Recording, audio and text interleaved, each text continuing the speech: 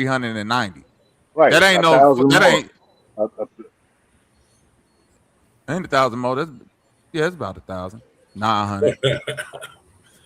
Damn, I ain't know Harden was up there like that though. That's what I'm trying to tell you. He This what I That's be because when trying he to went to tell Houston. niggas like nigga James Harden James Harden left. But it's the OKC. analytics, man. That's the analytics shit, man. When they just No, but hold on. This my point though, GQ. When James Harden left OKC that's a total and though. That ain't got nothing to do with doing that analytics. one-on-one 3-point game, that's the game you start seeing like motherfuckers in the NBA start transitioning to. It wasn't no ball movement shit that Steph Curry do in Like, don't Golden argue State.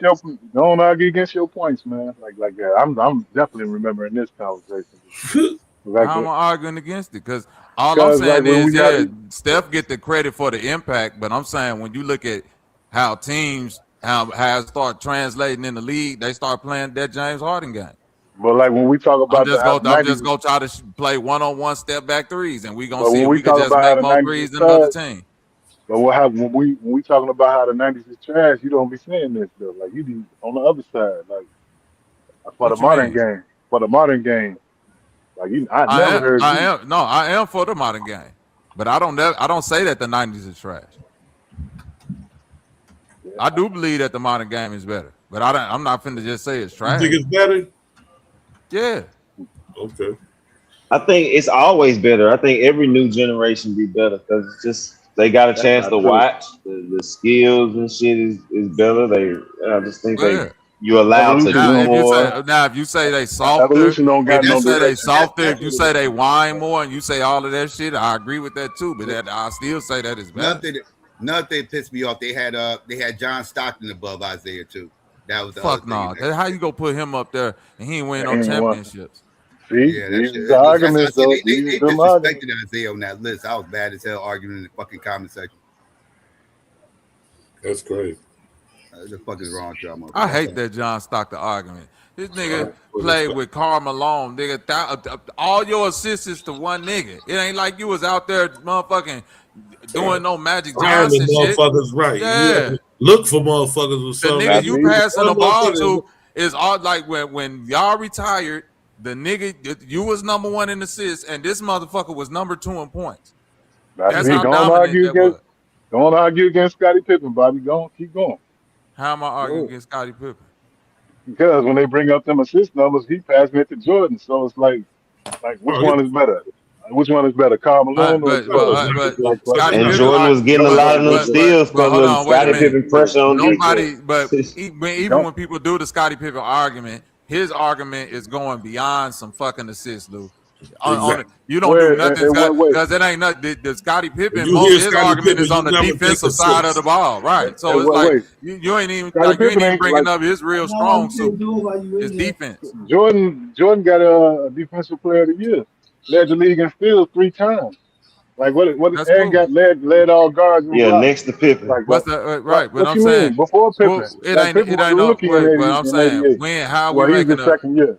How are we making this a Pippen Jordan argument? We ain't making it an argument. We just talking about like the arguments you making. You use that for Scottie Pippen. Now you're using it against John Stockton. That's the point. Use what for Scottie Pippen? Assist? Just you use that assist argument all the time when we talk about like what?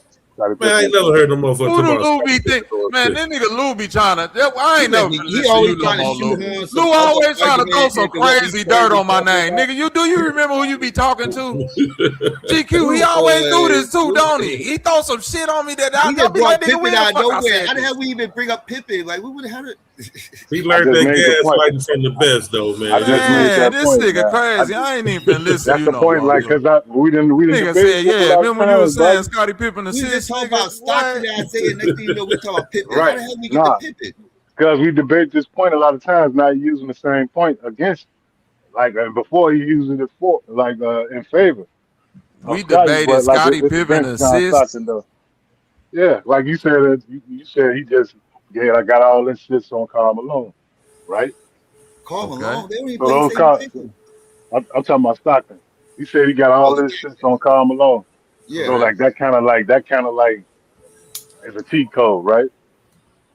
No, the real cheat code is the goddamn statistician. I'm saying, but okay, so real quick. The real cheat code was the goddamn statistician at motherfucking at the Utah fucking arena, getting Facts. jacked up his goddamn numbers every goddamn game. Now, that's one. That's a That's cheat the code. real motherfucking MVP. But just even if I was to entertain you a little bit with this That's conversation crazy, that I don't even remember at No, all, that's Lou. it's documented, bro. Like, You gotta take into account this, Lou, because I don't even know what the fuck you talking about. But just off the top of the head, Scotty I think still we talking led about championships. Scotty rings, and he got the cheat code with Mike. I know he ain't But talking I'm saying about. I know he had the cheat code with Mike as far as like equated Scottie Pippen with assists.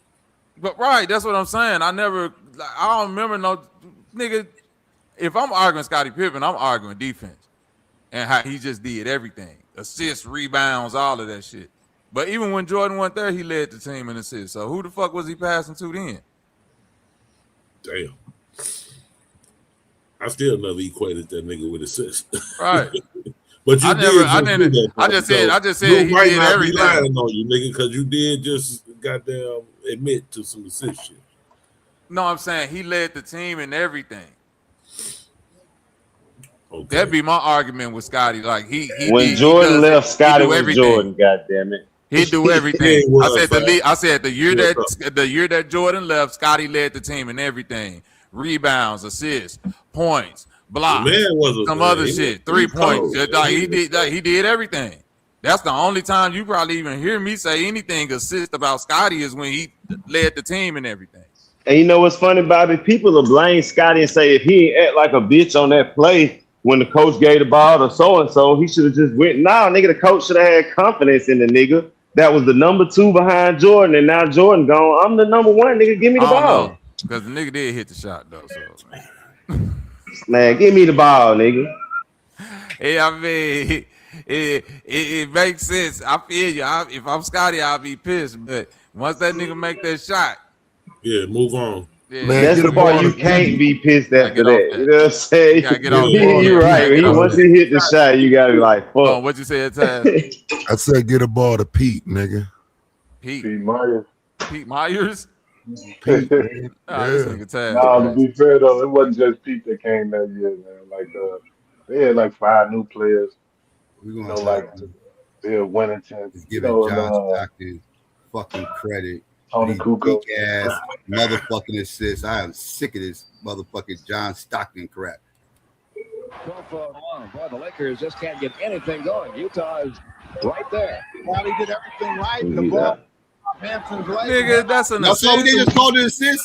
Y'all saw what they just called an assist? How the fuck that's an I assist? don't know how they got the records books where they can just know what. Bruh. They stat padded the fuck out of John Stockton his whole fucking career. His whole fucking career. 5 on the shot. Boy, the Lakers just can't get anything going. Utah is right there. Well, he did everything right, and the ball bounced off Hampton's leg. And hey, bro. Thompson near steal. Turnover against the Jazz. Only 4 seconds left to shoot it. They called that an assist. Man, get the fuck out of here. How do we know who called the best? That was an assist. That was what the person who made the video said. How do we know like that was an assist? He counted the assists based off the stats of the game. Yeah, right, but like just because he said that's what they called an assist, how do we know that? Bro, because that's what happened. I'm finna tell you why, bro. I'm finna give him a breakdown so he could be very clear. These niggas who make these videos today, when they critique the 90s, bro, they are so meticulous. Now, with the databases they got, they can go back to them games. They can get the breakdown of it quarter by quarter, the same way we get it, and they give you the points in time where the assists got, where the points was got, where this was got, just like they do today. Yeah, go watch it yourself. The game's on YouTube. Yeah, you can go right on YouTube, pull that game up, go to the stat page, pull up the play-by-play of the game where it say this at a minute 40, a 2-point basket was converted by such and such. Yes, all that shit go all the way back to I think the 70s now. Yeah, man. Right. You know what I'm talking about. Isaiah got jerked a whole bunch of years. He should have won he was getting real assists while this motherfucker getting those type of motherfucking assists. And he'll get about 6 of those a game. They had Stockton on the dream team too. They did a Jordan game like that. My fault, Lou, but Isaiah they did Thomas a got a year Jordan when he game like averaged that the year 14. he won He Defensive would have Player of averaged the a triple Year. double. He would average a triple double. Listen, Isaiah Thomas got a year when he averaged 14 assists. We gonna say they wasn't doing the same pencil I whipping. ain't No, saying they they ain't wasn't doing won that it, with Isaiah. No, Isaiah was earning his assist. but you And go we back. know that But for a I'm fact. saying if he was doing it, it'd be some footage out there of it. That's We all I'm know that there saying. wasn't no pistol whipping And he ain't going never on. averaged I 14. know He you. averaged 13 some change. But I'm yeah, saying it'll be The footage of 14 it, guy. Lou. They didn't, bro. Listen, these niggas But now. Stockton in Go the look. Olympics though. They got he went to the Olympics. They got the Yeah, footage he went of to the they got the Grand Champ. footage of Jordan in one game, bro, where they he's said this supposed to be nigga on had that like dream team. 13 assists, man. Man, He's they supposed was to be on They that counting them talking dream about team. motherfuckers. I mean, steals. 13 steals. Yeah, man, they was Ever counting since the them dream steals and team, shit. They was counting steals like what? ever What the since that hell? dream team situation, motherfuckers ain't looking Zeke the same. Like it seemed Yeah, like his legacy just started going down yeah. from His there. stock went down. Yeah, exactly. He got hurt though, man. Like he got hurt after that. So like Well, his I'm Beyond him saying, getting hurt though, yeah, the shit that he was doing, you dig what I'm saying, was just looked at as they made him like the anti-hero or like the black sheep of the NBA during that time. right. which is another Hey, reason Bobby, I why we wanted to can ask you a question too, bro. go ahead, good GG. A little off topic, but who had the mob? What mob had the greens before they tore them down? Green? The Cabrini Greens? Yeah, I don't know, because I think that was a GD that was over It was there. I ain't definitely before fuck they with the tore them Cabrini down, it Greens. was GDs, right? That was Yeah, I thought I it was. wasn't I nowhere. wanted to The it make was the, sure I some the wasn't. You Cabrini scared of the Greens is greens, like baby?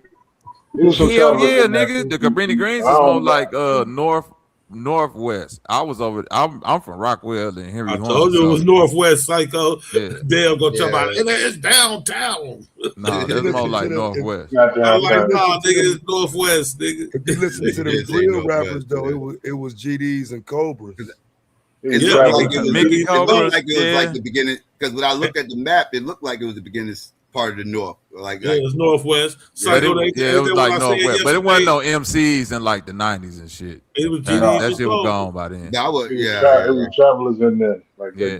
It might have GD been I, a was I few was travelers. asking It about travelers. the vice always was lords Vice and Lords in there, you know yeah, what I I'm was saying, asking from the about them. 70s. And like the most of, I, like was, I had in my mentioned time, it was GD. It was always Vice Lords since the 70s, but I remember the GDs got it in the 90s. That's when they and really, you Yeah, know, that's I didn't that's know what I'm Cabrini. saying. I thought Cabrini Green was older than that. That shit was made in '62. yeah. No. I thought No. that shit was older than that. They A made lot a of lot them of them projects was motherfuckers. made around that Yeah, they time. made a lot. Yeah, all of Yeah, them. Shit. Because it was for the they was first made for like the people coming in from the ports or some like fish some some shit crackers, with the dockers and crackers, shit and all that. Yeah, crackers. with the white people, yeah. Yeah, And then it converted over to, you know what I'm saying, the yeah. housing for the black people and shit like Mm-hmm. that. Well, the South Side, Y'all know what I know about Cabrini. The Taylors was specifically built for Candyman. the Taylors Yep. was specifically built for niggas. Because Okay. Robert Taylor was fighting to get fair housing and shit, and what they ended up doing was giving them the Robert Taylor projects. Yeah. Okay. Now, I'd be Cabrini Green is well one of too, the right? famous projects in history. In history, Yeah. like the motherfuckers, like you just Cooley mentioned, High. Candyman. You got Good Times, Cooley High. Like Yeah. Yeah. I can't think of any projects that have been in like that much media. Cinema, right. Yeah, like them motherfuckers is infamous. When people think of Chicago, they think of fucking Cabrini Cabrini Green. Like Greens, that, yeah. that shit popping in their head, that image. They don't know Did about y'all the have some story about a killer in Cabrini Green, or You they just fucking right. used that No, that's a right? real. It really happened. Listen, it really happened, They had a but it candy didn't man. happen the way. Hold on, listen. It became Candyman an urban legend, but what happened back in the day was how them projects was made. It was a Boiler it room. no. It was a in them bathroom windows. It was connected to the other apartment. Like somebody, it was a nigga figured out that they can get through the bathroom window, like the bathroom cabinet. If it wasn't nothing behind it. It was connected to the other apartment, and there was a few of them that was like that. So one night, a nigga, you know what I'm saying, snuck in, and I guess he was robbing or whatever, ended up killing the motherfucker that was up in there. And then he did it to another apartment, snuck in through that bathroom mirror, and killed another motherfucker. And then he got caught. You know what I'm saying? There might have been a couple of them, but they got caught. This happened in like the 70s, I want to say, or the early 80s. but then that just ended up becoming the urban legend of Candyman. You know what I'm saying? Saying the shit in the mirror and the motherfucker come through. You know what I mean? Type shit. Cap. Okay. Cap. I know. I remember some shit about them boiler room shit. Some shit back in the Gap. How you go tell me, Cap? So what really happened, Taz? I mean, it depends on if you, cause like, okay, so there is a murder that has something to do with the window, but if I'm not mistaken, yeah, the mirror. But if I'm not mistaken, it's just that one. You know what I'm saying, that like the one murder. It's not a series of murders or nothing. It's that one murder. It was 2 of them. Let me see if I can find it. Look it up. It was 2 of them. He did it twice. Serial killer in the Jackson. He wasn't a serial killer. Let me see. They don't talk about the Hornets, Bobby. That's fucked up. Ruthie This happened in Cabrini Green. It ain't happening. I know. So I'm gonna just bring that up because that's the one I'm familiar with. Yeah, I did some content on it though, Bobby. That's why I'm saying that shit. Okay. I did some content on this, and the actual white boy that's the real Candyman, the motherfucker who had that name. Shut me up right quick. You talking about John Wayne Gacy? No, it's another. No, Gacy wasn't Candyman. No, it's another white boy, Dean Coral, some shit like that. Yeah, Dean Coral, that was a Candyman. Gacy was the clown. The killer clown, you're right. Killer clown. Yeah, this the one you're talking about right here, Bobby. Right. McCoy. She died and he did it to somebody else. That's what I'm trying to tell you. But her case became famous because she was the old lady that got killed. Yeah, I ain't. I'm saying look into it. Look into it some more. He ain't do it to just her. It was done to somebody before her. She was just the one that he got caught with. I got you. I definitely look and see if it's something else that go with it. It's crazy because the issue was it was only in the Defender. It wasn't reported, you know what I'm saying, in the Tribune or none of them as what it was until after it was in the Defender. Mm-hmm. Yeah. Sometimes probably picked it up after the Defender. They was good at that. Tribune, they wouldn't put it in there at all. They don't give a fuck. No, they'll talk about the Henry Hornets though at all, or Rockwell. But when you look at them motherfucking most dangerous projects in Chicago, them motherfuckers always up there right behind Cabrini Green. That's where I knew the most people from Hornets. Yeah, that was, man. I just seen some crazy shit up in them motherfuckers. All type of shit. Who had the Hornets, Bob? That was GD's too. Yeah. What about the Village? It was GD's too. I don't know. That was Village was BD's and Black Gang. Yeah. Breeds. That's what I was just gonna say. It was a lot of breeds over there. Breeds and BD's. Breeds and White Floors. Yeah. You're probably more breeds than anything over there.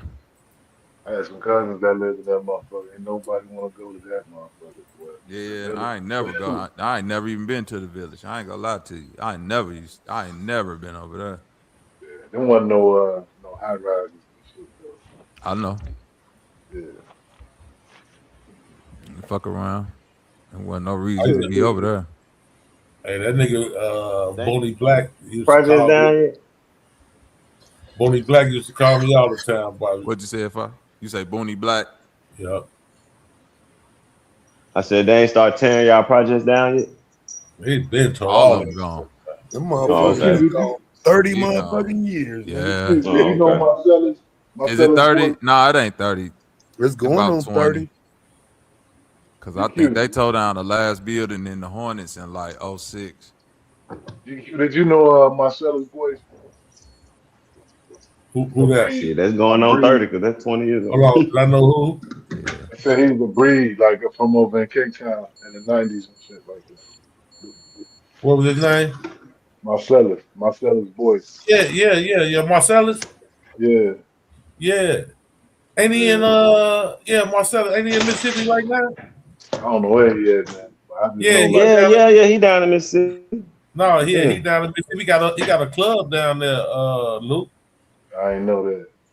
Yeah. Yeah. Yeah, I know Marcellus. Them I niggas knew had bro like back in the jit, you know what I'm saying? they had an internal war like back then. But they took a Exactly. lot of Yeah, niggas yeah, off he the game. did. Yeah, he did. That's why like Marcellus, somebody brought up earlier, like was it Boney's son? I don't know. I just when you said that name, it kind of rung a bell. That's why I was like, okay.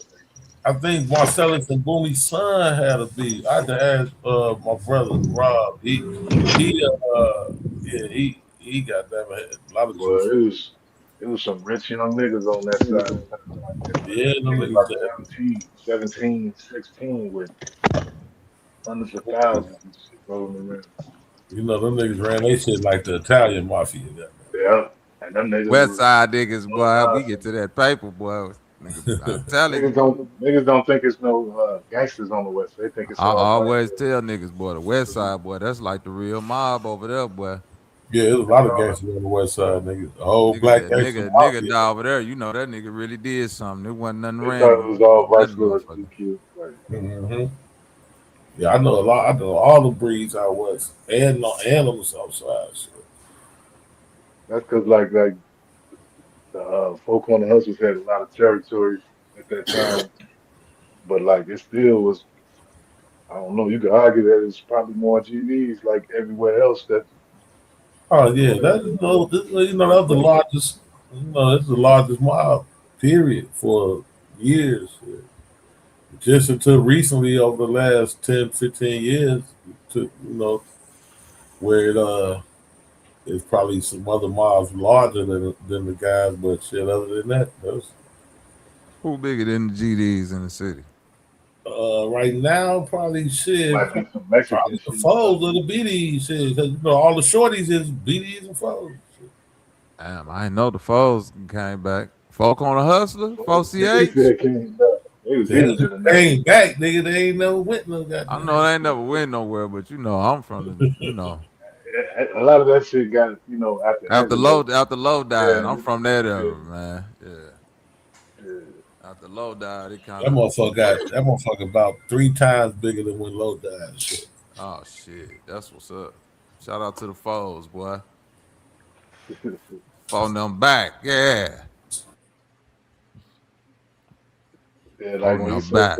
you said that back then, you was only talking about folk on the hustle. I don't know what that shit means. That's what I'm saying. Back then, when you said phone now, you was only talking about foes. You couldn't be from no what? They used to be like, yeah, y'all the shorty foes, nigga. We used to be so proud. Yeah, the shorty foes out here, nigga. Chill Yeah, out. man. Like I'm so like every time I hear that shit, I have to check myself. Like, no, they ain't talking about no folk on the hustlers. Can't be. Well, what it is, as far as the brothers concerned, ain't no really the new vice lords is all foes. Like when the shorty, you know what I'm saying, when they become a vice lord nowadays, ain't no new conservatives. I don't know. They all foes. Shit, that's why they steady No, growing. like like for some And, time and the then folks one. on the sixth side, all the new motherfuckers is BDs. Ain't nobody, Got you. ain't no You new didn't. I mean, but BDs. like for a time, like the folks wasn't claiming no vice lord. They was on Right, some right. renegade They shit. tried to do it. They tried that for a minute, but once you hit that motherfucking county, goddamn it, this all that Yeah, shit go out the window. they still was on the left, but you know what I mean. Like they wasn't, you know. Once you hit I that don't know. county, nigga, it's folk.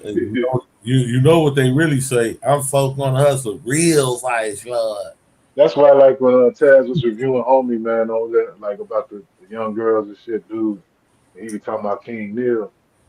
I like he got to be from the West Side. Like he got to take an L fucking with this nigga. That nigga who, you know what I'm talking about, Taz, right? I ain't gonna say his Yeah, name, yeah, but yeah. I don't know who King Neal is though, bro. I unknown. stared that nigga on that shit, bro. Like, Yeah, That's King an Hill. unknown vice lord. Yeah, unknowns. That's West Side. King So it's Neal like is a gangster, when though. you say Yeah, that, King Neil. He say that. But I don't think you should be invoking niggas' names and shit when you beefing. That means that means he from a certain era, man. Like niggas, like instead of saying like on my mama like that on King did, like that shit was rampant That's back just then. like a nigga saying on Chief. Right. So that tells you he a certain age and shit. Right. From That's the a certain 90s. age. If and a nigga a little bit older say on Chief Malik, then you really know. Right. That's a whole nother era right Yeah. there. Yeah, I respect that though. That's what my cousin would say, Taz. He'd say on King Neil, nigga. Like that's just how people talk. On King David. I respect on Chief Malik though, man. On King David. That's a on, whole like, shit different like argument. You know what I'm saying? I wouldn't even say shit. I'd have kept it moving. What's the because I don't know too much about King Neil history, in depth about what he did. So outside of the streets. Shit, but I just thought that nigga was just It might be. throwing the name It around. could be Travelers though. Like, is that Travelers? I'm not sure, man. Like, King Neil was like he was a chief, just like no, but Chief I'm saying, Malik. was it an unknown? Was it unknown or Travelers? Like, now He you was a got traveler, I think. right. So that's what it is, Travelers. Okay, because I know like Willie Lloyd, unknown. Yeah, so a nigga saying King Neil ain't no different That's than the the nigga Travelers. saying Chief Malik or King David or something like that. It's just the West Side so Italian mob, hush hush. You just don't hear a lot of that shit broadcast. So it'd be unfamiliar when you hear it out, I guess. But he be saying that shit just for anything though. Like, like I ain't gonna even do it, Chaz, but like, you know what I'm saying? Like, you see what he was representing, and then he put it on King Neil. Like, King Neil probably had that motherfucker violated for saying Yeah, I don't know. Yeah, you shouldn't do that. Yeah. You just can't throw King Neil name around willy-nilly. Right, you put smut on King Neil name, nigga. Like, for real, that shit you talking about. That shit definitely ain't gonna fly, man. You know what I'm saying? Yeah, that's shit that'll get you a visit. Motherfuckers be want reparations for that type of shit. Just saying a nigga name, period.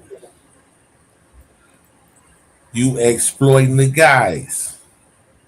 Yeah, saying surprised your it in content, that like, manner, like saying that shit to a nigga who ain't even talking like that. Like I ain't talking no gang terms with you, my nigga. Shut your I'm goof ass surprised up. your content creator instinct didn't make you deep dive into that though, because you could definitely get some content out there. But like, I don't know if you want to go that direction. But like that'll look bad. Who you talking about, Lou? I'm talking about, Taz been doing videos and shit, like, like one of them dudes and one of them I'm dudes done with that shit, bro. It's up with these white folks, nigga. Right. Yeah. I'm finna spend 2026 the rest of this motherfucking nigga. I like the one you did on the real McCoy. What the motherfucker? No, what was it? Damn. What was the white boy name had the bar that? Oh, the Mickey. Slipping the Mickey. Oh, Mickey Finn. Mickey Finn, boy, that was dope. But that was a cold ass one right there, Taz. That was a cold. Yeah. You might need to top him up a little bit, put him out a little bit. You need to have way more viewers on that motherfucker, bro. That was a cold bill right there. Yeah, it's time though for me though to transition into some of that. Of all my years on YouTube, I thought about it the other day. Like, man, I never really went at white people. Like, I done always challenged niggas. I done always, you know what I'm saying? Like, man, black folks, we got to do better. Y'all niggas goofy as fuck. Shut your embarrassing ass up. Like, you know what I'm saying? That's like for real, bro. Like, you know what I'm saying? Like, I ain't never liked the over the top shit, the Caucasoids and all this type of shit. Like, bro, if we gonna go at them, let's just go at them. Right. But like, I ain't never put no time and effort into what I'm about to do with these motherfuckers now, though. Like, I don't even think bro, I don't even know I'm talking about a black person the rest of this year, bro. Niggas don't get in my way. That's what's up, bro. Now, this Donovan Sharp motherfucker, he done already started, though. Can you believe that shit, Psycho? Donovan Sharp, Donovan still fucking around? bro. He over there going in on me, bro. I'm gonna light his ass up in the morning. That's the goofy dude. Cause that's Yeah, why I want to shoot you this email, that especially with motherfucker. them Who the keep fuck is saying that Donovan low Sharp? IQ shit. Is that the big head nigga you was talking about? You didn't know who the fuck he was, Taz, that was talking shit? No, hell no. This a throwback manosphere nigga. Yeah. Right, he white be a boy whole ass. man, right? The whole manosphere, not the black manosphere. But is he? But no, they tried to bring him in though. And he married to like a Manosphere, meth that head or some shit. motherfucker, he was Like, red pilled them motherfuckers. Still is probably. and he married to like a white meth head bitch or some shit. Yeah, he married. But keep in mind though, bro, he was with them white boys, but they tried to bring him in. He was doing a whole show with O'Shea for a minute. Mm-hmm. They definitely tried to bring him in. He just didn't fit. That's fact.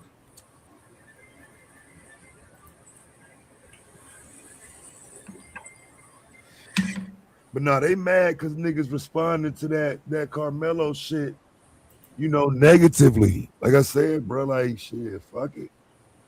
Y'all gonna send these white boys to my channel. I'm gonna talk to them. Yeah, I'll be out there with my t-shirts tomorrow at Dusabu, popping their mouth. Motherfuckers out here acting goddamn fool. That rhetoric though, man, like that rhetoric kind of been always around though, man. It just wasn't taken serious until the internet, but I could like remember niggas with that rhetoric though, type of shit. Just not, it wasn't no, I mean, no organization and no shit. Taz, what I wrote today is a direct challenge towards them and they low IQ sentiments. And I'm using premeditated the word to build the argument. I want to email it to you if you don't mind. What is it? Something to read? It's something I wrote. It's not long. Not long. Shit, I'll read it. Yes. No, it ain't. It ain't long at all. I ain't gonna lie to a nigga, bro. Like shit, if you done wrote a book right now, nigga, hey, I send it to me in like a month, nigga. I'll read it then. Like I'm telling you now. Some short shit, yeah, I got you. I'll take a look at that shit when I get done. They've been shooting like that, Taz, like normally I thought they let you kind of be for a minute. Like 8 videos these crackers done about me, bro, with comment sections full of crackers going in, bro. Oh, that's what's up, bro. Like, nigga, that's what's up, like a motherfucker. Like, bro, I'm ready to get cammed up and really, like, you know what I'm saying, get over here and start talking greasy to these motherfuckers. Man, I gotta hurry up and start my channel. I need to hurry up and jump on that bandwagon. They mad as hell, bro. Like, boy, that's gonna get you, boy. That's gonna run you up like a motherfucker. You gotta act a fool with them motherfuckers, man. And Taz, you didn't really get that much screen time with Buddy. So like, why is that tripping? Like, because of what I said. Because of what I said. It ain't about the time, nigga. It's what I said. Talking about because you took the other side of the argument. Yeah, I said he deserving the death penalty. I said Carmelo should be free. He should have been found innocent. And they ain't like that shit. You gotta capitalize off that, Ted. I'm a firm believer in no bad publicity, my nigga. I don't give a fuck. You got 3-4 crackers running it up on you. That's what the fuck is up. It's like niggas think you can actually go and put your hands on somebody without. That's the shit got Donald Trump. Bro, that's what they pushing, bro. But they in these comment sections acting like I'm saying the most craziest shit ever.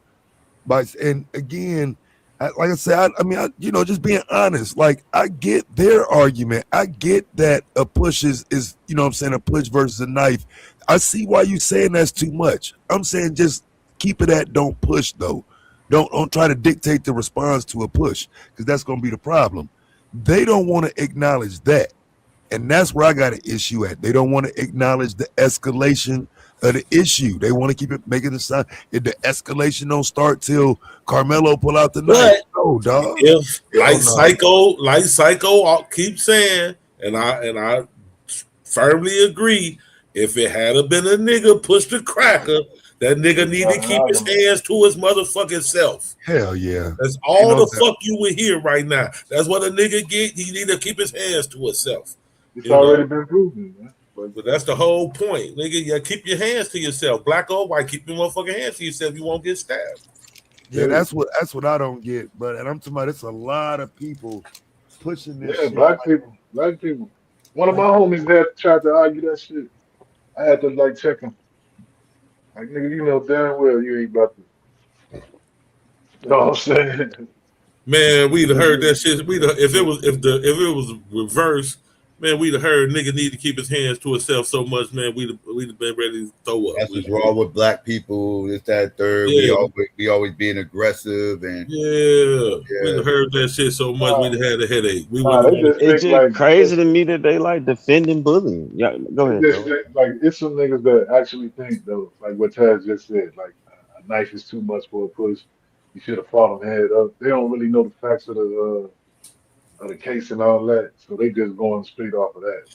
Man, that's still some you know what I would have said about that though? Like what's the percentages? I tried to what's the email percentages you, but I was of gonna shoot to Taz. If you don't mind, could you check and just see if it came through, and then maybe you could send it to Taz. So it's like, what's the percentages of a person dying from a fight, right? And let's just say they say it's only 5%. So you want my son to risk being part of that 5%? Okay, he can just protect yourself. If you have what is it, epilepsy, whatever, what don't that percentage that go increases it? Yep, that increases it. And then if you add in another person to it, that increase go up. Now, if you add the fact that I'm in the bleachers, that increase, like it keep going up. Like, how much do my son gotta say? Well, let me see. Let me gauge this. That shit should have been said. That's a part where I'm agreeing. Like that's a big part of why I'm be agreeing with you, Taz. When you say the defense did a bad job, because it's like they was inadequate on like arguing the fear factor. Like everything that's being framed with him having a knife is like this aggressive character versus I'm in fear. You dig what I'm saying? Like he allowed that image to be painted and didn't shoot back with like, no, this is a person that's acting out of fear. They don't want nothing to happen. It's like they're definitely terrified of what's going to happen to them. So this is their reaction to it. But like even with that same logic, like this strike. We can't hear number win, Lou. Nah, that's somebody else. That's Fat Mike. That probably me. I knew that. Yeah. But I'm like, what's the odds of you getting a one strike fatality? You know what I'm saying? Like I said, it's some Green Beret type of shit. You feel me? Like you gotta know. That should be part of the argument too, Lou. Like y'all trying to make it seem like this kid knew if he hit him right here, right then and there, like he a trained fucking. Like somebody said it, they should have got an expert up there to say that. Like, bro, even a trained motherfucking killer ain't necessarily gonna hit the heart the way he hit that shit, bro. Yeah, that shit was an accident, man. He wasn't trying to. And that's why you have to put him on the stand to ask him when you swung, what was you thinking? What were you trying to do? I was just trying to swing, get out of there. I just like, if I hit him one time, I can get out of here. Well, that's when you take the L for manslaughter right there. Should I take manslaughter over what he got? Yeah, that's what I'm saying. If you're going to take the L for manslaughter, you go in there and put him on the stand to say that. Right. That's it. I agree with you, Taz, too. Like, if they you're going to have to take some, but that's just poor representation. Go ahead, Luke. No, I don't. My bad. I was going to say, I think it was self-defense, but go ahead. I was just gonna say I agree with Taz. Like, like if that video footage was a smoking gun, that shit would have been broadcast. Everybody would have saw that shit. Yeah, so by the fact that them not trying to show it, it shows you that there's some underhanded shit going on. Hell yeah. Ain't no way. That's hard to be, bro. And like I keep saying it, especially with all the tension going and the fact that it's the black side, it's like, oh, let's shut these niggas up. I know y'all will do that. Y'all don't want to shut niggas up? Get out of here. Especially with that type of proof. I mean, his lawyer should have took that shit to the Texas Supreme Court trying to get that motion to get that bitch showed. That's crazy. You can't go to the feds no more because we already know they got that sold up. They ain't trying to help no niggas. Well, it wasn't no way for them to get involved, really. No way. I don't know. Yeah, that was all state. Yeah. You see the bottom of that bag, don't you, Fi? You probably can't see it. You're on your phone. The fertilizer bag, dog, what it say? You talking about that bullying shit? No bullying allowed. Yeah, man. Like I've never seen this country champion well, outside of bullying other countries. I've never seen us champion bullies like this. It's like y'all are literally just flipping the script now. Because y'all telling somebody, I got my kid now has to move if another kid tell him to move, or be willing to fight it out, no matter how that fight may go. That kid can be bigger than my kid. It's just a fight. That's how they placing this shit. It's just a fight. Like, I got another idea, GQ, for you for a t-shirt when you're ready. All right. Shit, I'm ready. Get a picture of Jason, but get a picture of Jason holding a knife, but make his hockey mask, put the watermelon print across it, and put watermelon felon as the text.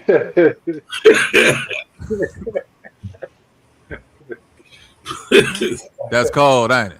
Yeah, I don't want no goddamn watermelon nigga on my goddamn shirt. Yeah, that fight that shit be pissing me off. I just don't want to. I don't want the watermelon. Y'all want a watermelon felon. Jason is the biggest watermelon felon. Just put the watermelon print across his hockey mask. Just make sure you got that knife out. I'll make it for you, just so you can see. That's right. The niggas who be saying fight it out, they never had a fight in their life, man. That should be pissing me off. I swear to God, boy. And to that point, Joe, I would have brought that out in the thing. I would have said, yo, my defendant, my client has never been in a physical fight in his life. See, they like people just assuming Carmelo done fought before. They just assuming he done been in the fight. So like, it's just a fight. What if this nigga first fight ever? Right. Well, that nigga he fighting a nigga that's 200 something pounds. Hell no. Like, come on, bro. Like, bro, this man had every reason to be scared. This man a straight A, because I can sell that he never been in a fight. You don't have proof of him being in a fight. He a straight A student. He got a good record, good conduct, history, all that. So prove he been in a fight before.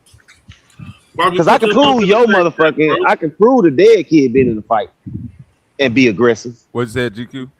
Put your number in the back chat. I ain't got no number on you, bro. But I got your email, huh? Yeah, I got you.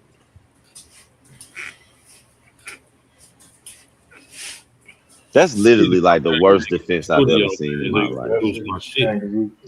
It seemed like it was already, head nod type of shit. Like we already. That's what I'm saying. That defense was too passive, bro. It was like y'all gonna ahead and do what y'all gonna do. And then that whole shit is crazy. That sentence, bro. You got convicted, sentenced, and sent to prison within the same day. 3 days, bro. The whole trial lasted 3 days. Man, that's fucking crazy, bro. Bro, I'm gonna tell you something. That's the devil. Oh shit, I do got it. Okay, I do got that. I had to say it under some other shit, bro. Goddamn. All right, say less. That's the shit that used to happen in the lynching, period. Like, you know what I'm saying? Like, yeah, that's that kangaroo court shit. Like, dude, how the fuck? I ain't never heard a nigga getting shipped off the same day to prison, bro. Man, look. Yeah, that shit always take time. I ain't never seen like 2 months. Shit like that fight was on TV, man. Yep. Exactly, bro. This is a real TV. I ever seen just a total misrepresentation of a motherfucker like that, man. That was some of that Jim Crow, them old ass Jim Crow movies when the lawyer just going there. Movie life, your favorite movie life. I'm like, man, what type of shit is this? That was a shotgun motherfucking trial, man.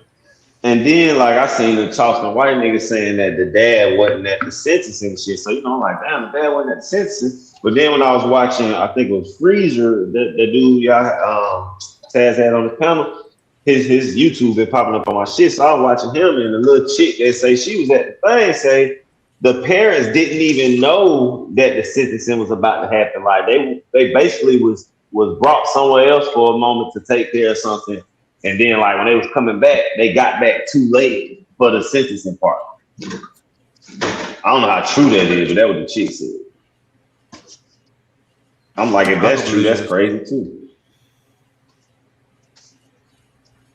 There's just too many parts to this shit that make it odd as fuck. Well, if you remember though, I mean, because that I didn't hear that part of it. I ain't watched the last couple, but that kind of makes sense because if you remember, it's not like they scheduled the sentencing.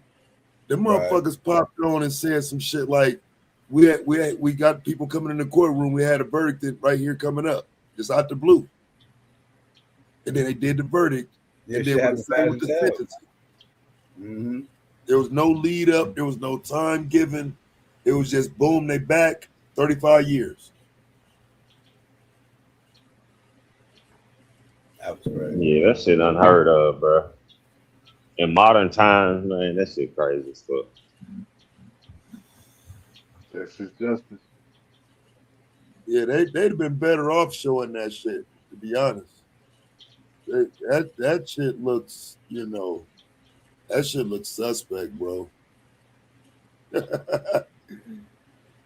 Ain't no way around that shit.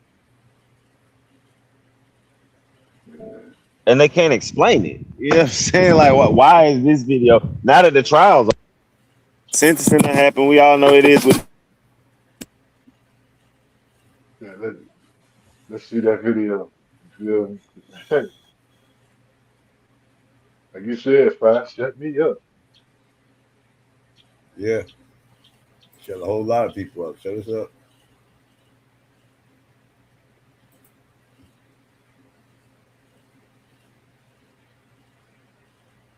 They do not want to see that video.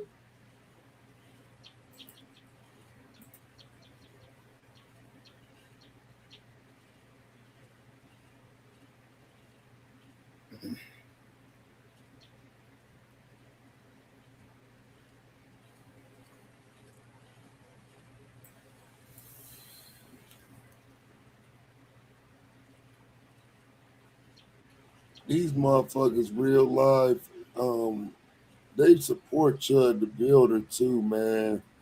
I didn't realize how many people supported this motherfucker, bro. Oh yeah, those crackers, yeah, man. Yeah.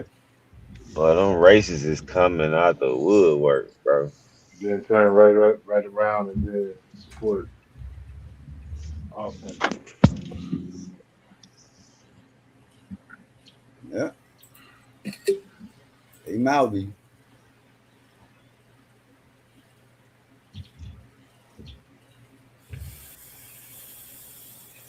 I just don't get this shit, boy. That Chud nigga, they on his ass though. I was thinking at the beginning the crackers was gonna let him off. They on his ass. I think they just like revoked another one of his bonds. Nah, Tennessee ain't playing with that motherfucker, bro. Because he pulled it at the courthouse. They don't want to make that shit known. But not just that, Joe. Like Nashville really ain't. I ain't gonna call a place not racist at all, but it ain't like that. That atmosphere ain't like that. I think that courthouse. He really went to a place and started kicking up some shit that they don't be on. You know what I mean? Yeah. Well, shit, it's not and even. And that courthouse is a big deal. They probably don't want it though. That's the issue. Yeah, that too. You know what I'm saying? Like, bro, we don't do that down here, and we don't need that down here, nigga. Not on no open shit. Like you gotta, my nigga, we kind of quiet with that shit around here. Yeah, because it'll go bad fast. If everybody around here got guns and everybody want to start going crazy, it's gonna go bad. Just because you want to prove a point, because that's what they all on now. Just being able to say some shit just cause. Like I don't usually watch this nigga, but I've been seeing a lot of poetic, the Flacco nigga shit pop up on my shit. And he had some little white boy. I don't know none of these crackers, but two white boys and a nigga that was a part of the show. And one of the white boys just kept saying nigga, just everything, just trying to say why he should be able to say it. And I'm like, bro, like, why y'all so pressed by saying this shit? They feel emboldened. Give them power. That shit, because it's on the internet, bro.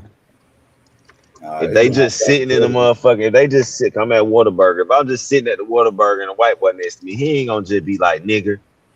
You know what I'm saying? With no cameras involved, no phone on there, he ain't gonna do that shit. Ain't gonna stuff him in this shit. Them OCs used to do that shit all the time. They can, especially like if you out in their neck of the woods, and it's more than one of them, and it's just you. Oh yeah, they'll try you. Nah, bro. Only cracker ever called me a nigga. We was in an argument, and I ain't know the cracker. That shit ain't never just happened randomly. Like a motherfucker just called me nigga. I done had motherfucking crackers riding down the street, just riding by, nigger. That shit crazy. I ain't never had. Now that probably happens here, but I ain't never had it. Fontaine don't know nothing about that type of shit. Psycho head. Them crackers don't come around here with that shit, bro. You gotta go, I guess, to their areas to see that. Yeah, that's what happened. Coming to Atlanta doing all that shit. Nigga grew up in Atlanta, so you end up on their side of the woods. You ain't coming down here doing that or whatever. But no cap. When I went to college, I went to a half white school in the 11th grade. Ain't no white boy. Like the whole time I was there, no white boy ever called me a nigga. Ever. Well, I ain't never got called nigga going to that cracker school I went to either. But yeah, you know what I'm saying. They had called my mans in them. They did call my mans in them a nigga. I'm pretty sure somebody got called. We got called niggas we got missing the motherfucking bus and shit.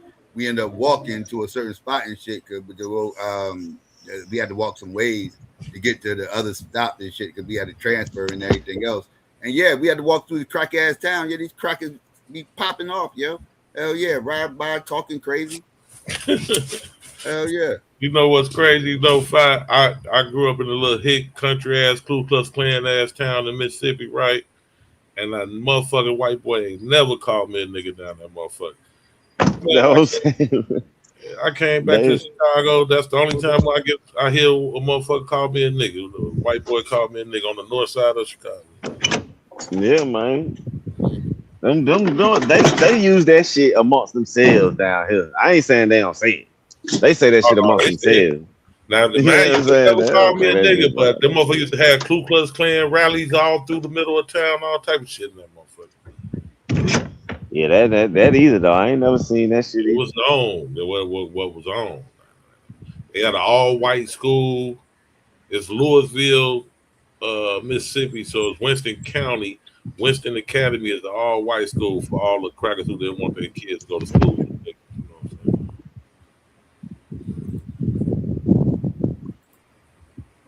So all up with that integration shit. They just split my old school. The school that I left, Atlanta, and went to Cobb. Then I was like, it's a white school.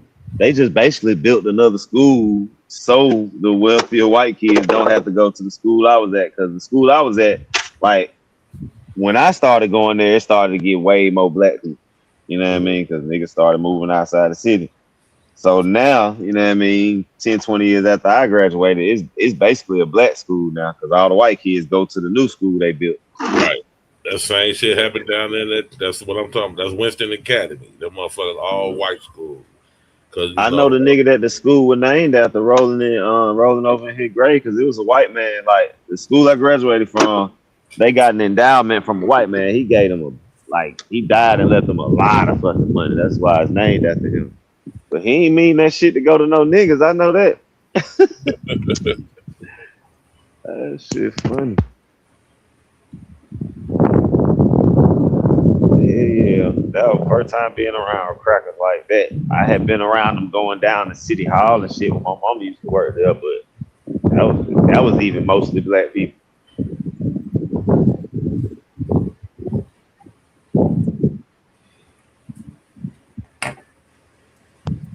Most racist world, man. Where I did see some bold racist white folk, they still ain't called me nigga, but you could tell they were racist. That was in Boston. Them crackers ain't give a fuck. That them some nigga hating. Oh yeah. Hip hop loving ass white folks. Yeah, them Irish motherfuckers in Boston is boy, them some racist motherfuckers. Yeah, them motherfuckers are openly racist. They don't give a fuck. Like this is what I'm saying, DQ. They be the main ones, you know, marking a bunch, trying to do hip hop type shit, niggas and shit. Man. You know what I'm saying? But then they love it, but they hate niggas though. But they love Yep. the culture. That shit Love the crazy. culture. Try to hijack it. Act like it's theirs. It's been like that though, ever since they came in contact with us. Yeah, pretty It's But like much. they like hate us, just love everything we provide. I tell the builder don't fuck with no hip hop, man. I don't give a fuck. But those Crazy as fuck, bro. You ain't see that black girl that said she used to be smoking and shit with that nigga? She was like, nigga, you is nothing like this when I knew you. That nigga cap, bro. You crazy as fuck. That nigga love rap. it's some old crackers that don't fuck with no black culture shit. Maybe they do though, like you know, fuck with Elvis and all that shit. But you know what I'm saying? But like, You crazy as I just fuck. find that It's. weird. I don't think it's a time. They don't fuck with it once they know it's a nigga. But if you just play the song for them, they fuck with it. But when you tell them it's a nigga, oh shit, god damn it. I've been listening to a goddamn nigger this whole time. Say something. They still find it. Don't say something. It's like that Dave Chappelle skit when he was that black Ku Klux Klan nigga. He finally found out he was a nigga. He divorced his wife. Like, bitch, you been a nigga lover this whole time, bitch. Oh, when he was blind. That was hilarious, right?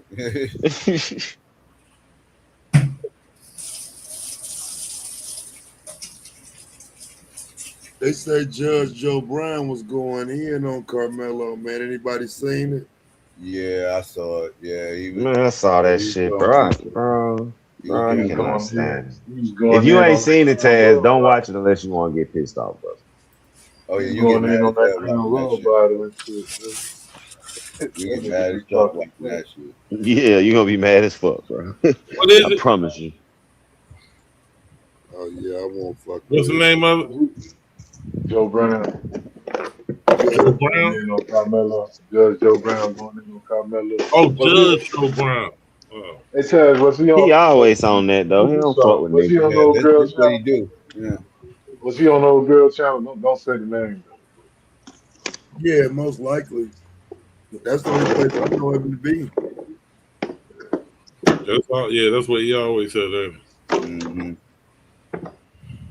He the I know she leader of them don't like. type niggas, bro. I know she don't like that nigga for real. Man. She just doing it for the views, guaranteed.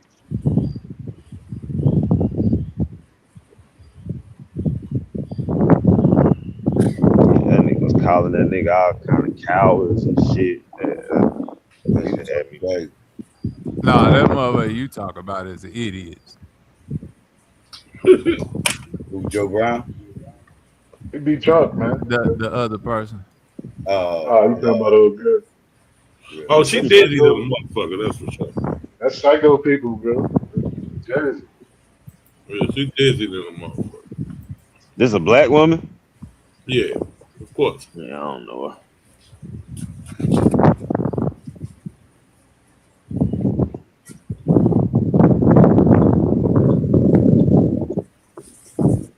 Man, but they done just stole FanDuel a whole little model and shit. So Who they just this app out here. I have been hearing about this flex betting shit where you can add something to your parlay where you can lose two but still win some of the money. They just lower your value in the bet. Oh yeah, like some insurance. Insurance. Right. Yeah, they just added that shit today. Okay. Man, I I miss be Dick losing Gregory. like a motherfucker when I be betting. I They stop. literally mocking they shit, though. Boy, That's crazy. young boy, where I used to work at, like 2021, won like 20,000 off that bitch. I was like, dang. I miss Dick Gregory, Lou. Then Gregory. Yeah, man. That's what we need right now to combat that Judge Joe Brown shit. We need the real ones out here. Then Gregory used to turn Well, I up. could just imagine right now Dick Gregory spinning that Carmelo. Oh my God, that shit is gonna be so wild. You got to keep him out of the pseudo side, though. You know what I mean? Oh, he gonna get pseudo on your ass. It's about to get real pseudo. That's that's part of the shit I Yeah, missed he too. gonna be on the right side He of the gonna tell argument. you some shit. He gonna tell you the wildest shit about the Metcalf family you ever heard in your life. You be like, what I the don't fuck? know though, man. The reason why, I like because listen, man, that's like the last few years though, man. Some of Dick Gregory's early work is legendary, to say the least. That 1977 show with Geraldo, where they broke Oh out the yeah, JFK files for the first time, bro. yeah, That'll never be like that. That's a moment, bro. That's up there with some of the top moments yes, in history. He's right there. You know what I'm saying? It's not just no talking shit. Because to me, it diminishes when we have to acknowledge what he started doing in his later years. It diminishes what he was doing in his early years. Because I agree, he started going there in his later years. Like, fuck it, man, we're just gonna jump out the window. But some of that early work was real. He that was real shit. Hey, Cheryl, pass me some of that Dick Gregory. man. Dick Gregory. Even the later shit was the same on the same level though. Taz, I'm telling you. Motherfucker just wasn't hip, man. See, he had a team of motherfucking private eyes and shit. Like he used to tell you, he was investigating shit, bro. He had a real investigators, man, on the case, man. Like right now, he'd have found out that Jeff Neal was in the Ku Klux Klan and shit. Dick would have. If not, he'd have just said it, nigga, and put it out there. Fuck it, nigga. That shit might as well He be had the something. paperwork and everything. He had newspaper articles and some other shit. Look, I can show you how his daddy got out, the great granddaddy. You know that motherfucking Dick wasn't no joke. What? Pause, nigga. That might as well. That Pause. might as well be a sundown town. Say what, Lou? I'm just saying, what was that place, Frisco? Like, it might as well be a sundown town. Yeah, I'm saying it wouldn't be no big reach for him to find the granddaddy in the Shit. newspaper doing some. Based on that stuff, Taz was showing it was a sundown time. Yeah, it is a sundown. America is a fucking sundown Shit. town. So we No, know I'm talking Frisco. about see, we got to stop saying that right there, though, GQ. Because look, listen, fam, on some real shit. Look, Yeah, this shit printed up, nigga, in the paper, nigga. Yeah. It's yeah, That different. nigga It's different. KKK, everything, Like, all that shit. like, nigga, don't come here after the sun goes down in the newspaper. real You know what I'm talk. saying? That's different. Dang. And I'm saying Yeah, that make it an official sundown town, even it's an though it ain't official really, one. it ain't even listed, bro. It's an official one. It's crazy. It ain't even listed. It ain't listed. So niggas, dumbass is moving over there because it ain't even on the list. When they go to the list, they still moving over. They ain't seen that newspaper article. They gonna tell your ass to saying something. Trying to roll through that motherfucker, boy. He That said shit's they scary how they say. went with the history, though. I ain't Texas, realized though. Texas was like that, bro. I ain't gonna lie to you. Now I done heard Texas was like that all my life. I done avoided it. Like I say, I went through there one time, seen a sign that looked crazy. I went on, smoked all my weed up. I ain't want no smoke. Like that's the only interaction I'd had with Texas. But it's a lesson for me. It's a whole nother context that don't mess with Texas, nigga. Yep. Real. Right, well, that's all that shit showed me. And there's Because been a it's lot of people always promoting it. it's always promoted because of they so-called self-defense laws. This kind of the first time, you know what I'm saying, I done seen it take a huge L because even like with the Amber Geiger shit, you know what I'm saying, it still was like, damn, 10 They've been years. promoting that because of jobs and stuff too, Taz. Like, I ain't hear you like say that last part again. I said they've been promoting it because of like, jobs available and shit like that. But like you're right though, like the L is huge this time, man. Pause. I know I ain't trying to go down there. Yeah, once you get outside of motherfucking Houston, I don't know, man, because that motherfucker, and they so fugazi over there in what's that, North Dallas? Where the fuck Charleston them from over there? Oak Cliff. No, not Oak Cliff. It's like another town. Fort Worth. What is it? Fort Worth. Yeah, Fort Worth. Yeah, Fort Worth. Yeah, they so fugazi around in that motherfucker. All them niggas fugazi. Rainwater, The D.A.B.A.T.E. Charleston, every motherfucker over there, goofy. Right, going into the damn Carmelo case with that goddamn Dominique Alexander motherfucker. Yeah. Yeah, that weirdo. All them niggas is goofy. Fugazi ass niggas, like that shit crazy. When that even that black Crip nigga, what's his name? Can't think of his name, but he another goof. OG Percy. Yeah, Percy. All the motherfuckers, every motherfucker out of that represented from there is just goofy. They lock the real niggas up or they dead. Niggas like Mo3.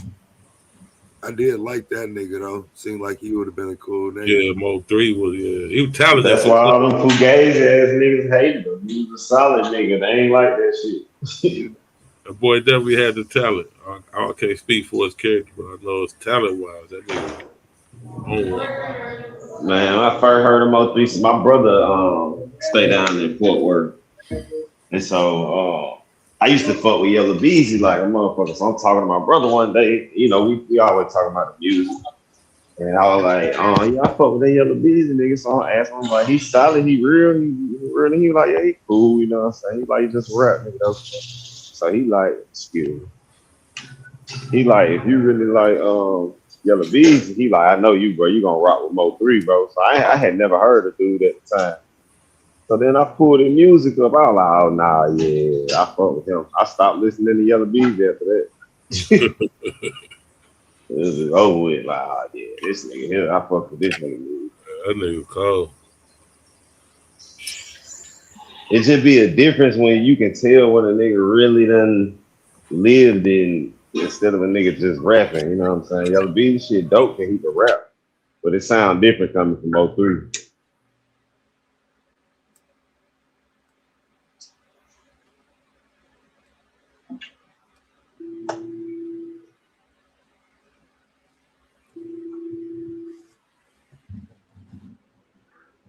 I wonder when this bitch release date is. Let me see. When is Amber Geiger release date?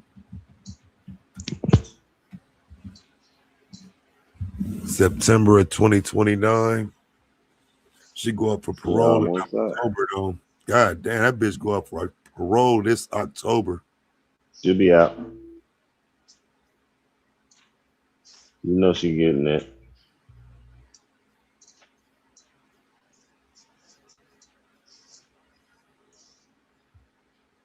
What's up? So did the Carmelo people file an appeal or not?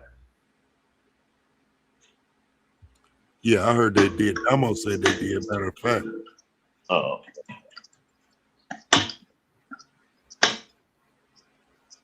Did they ever get to the bottom of that GoFundMe shit?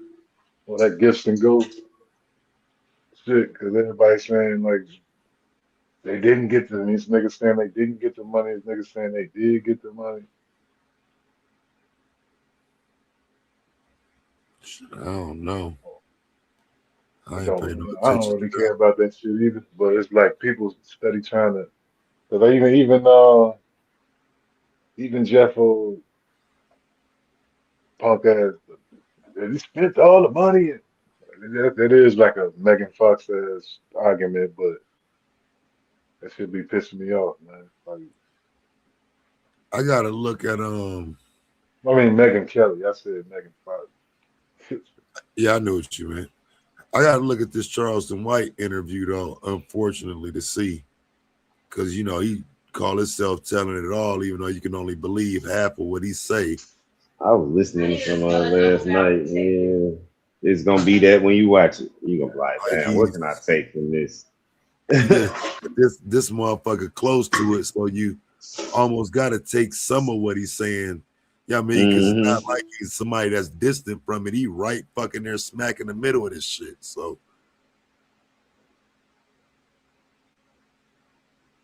yeah, it seemed like they didn't have no street smarts and shit, fucking with niggas like him and dude Dominique.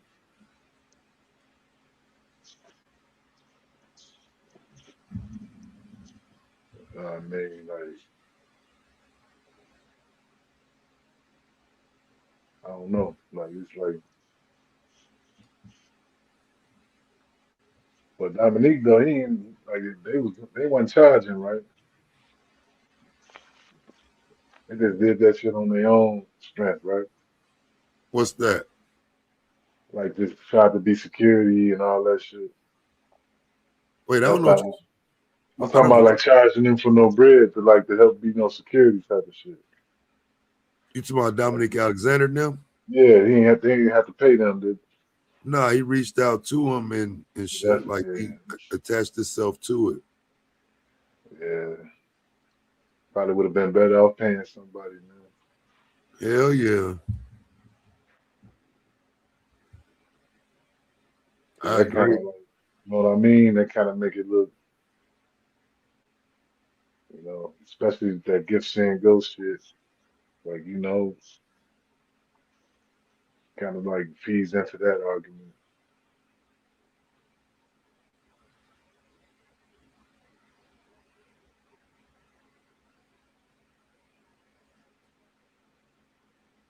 But I ain't gonna get on them. You know what I mean? It's like unless you've been in that situation, you can't really criticize that shit like that.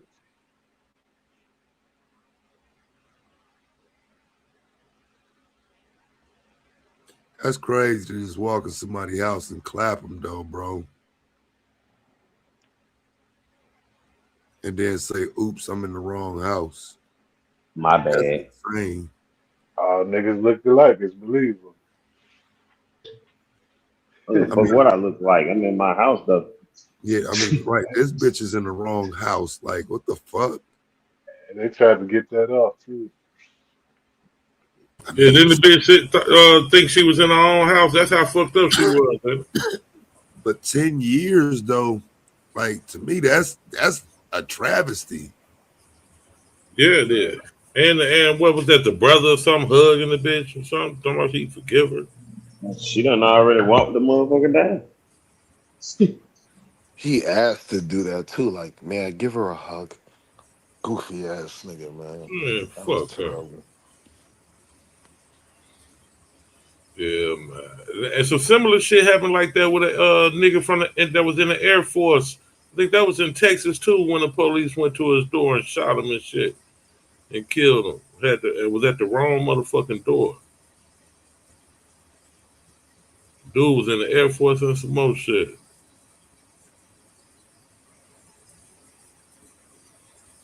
A sheriff or something went to his door looking for somebody, but it wasn't dude. He thought it was dude. He shot him. I think he shot him through the door or some shit.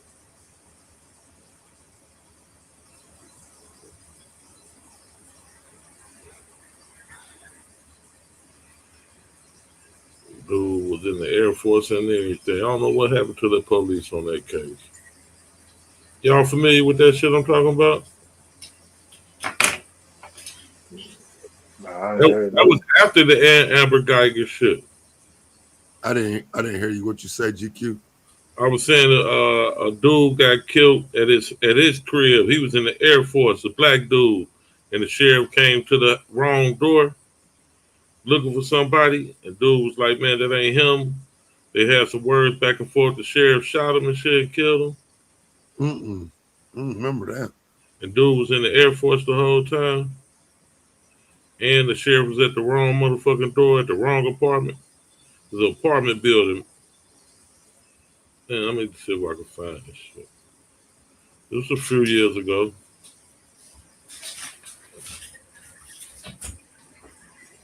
Damn, I don't remember that one. I think it was in Texas too, if I ain't mistaken.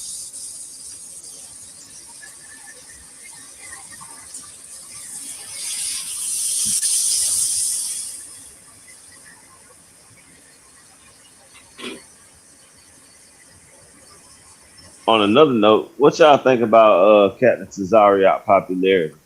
That nigga gaining some popularity. He putting himself in the right spots. Yeah. He see a motherfucker got some buzz. He there. Yeah. I get to do an interview for you. I'm gonna help your numbers go up. And he He the do face because of he Hebrew Israelite. bringing all the Hebrews with him wherever he goes. So Mm-hmm. a motherfucker like 607 benefit from that and That whack Yeah. 100 and all the motherfuckers.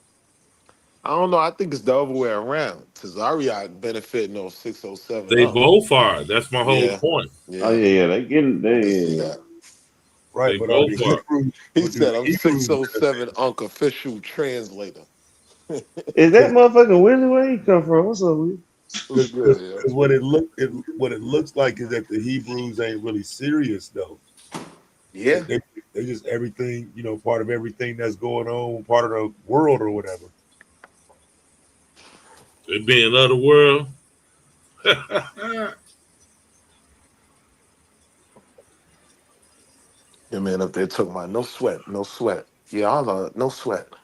What he's saying is, I said, "Come on, T-Zot." Maybe them not being taken so serious helped them out with that extremist list. Maybe he don't make them look so much like extremists. Mm, I question that. You know what I'm saying? If that's the case, then okay. Unfortunately, I think it's the opposite. I think that solidifies that they're extremists.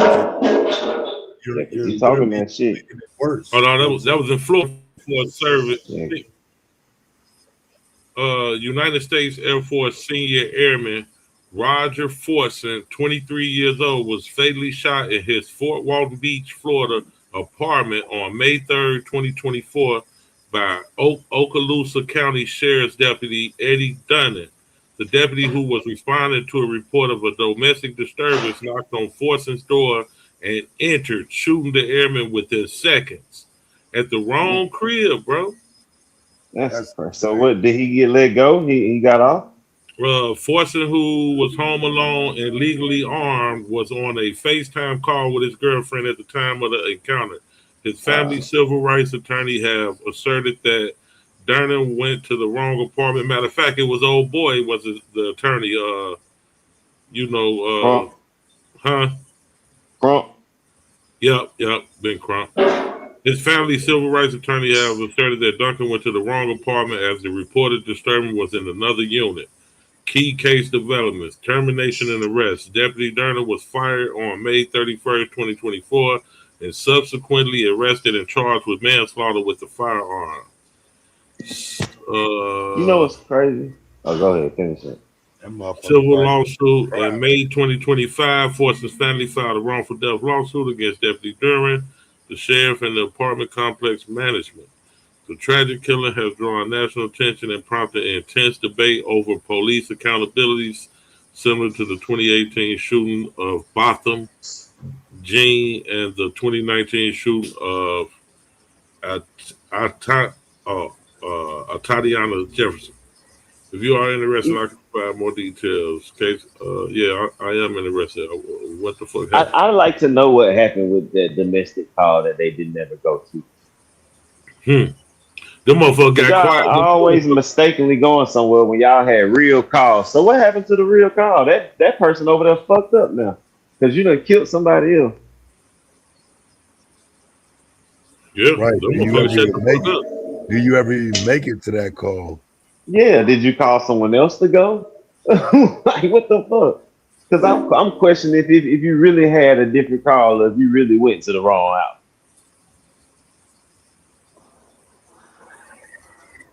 That's fucking crazy. Oh, How are you do? What the hell was because what was the domestic call that would make you come in firing? right. The criminal trial for former Okaloosa County Deputy Eddie Duran is scheduled to begin on September 28, 2026.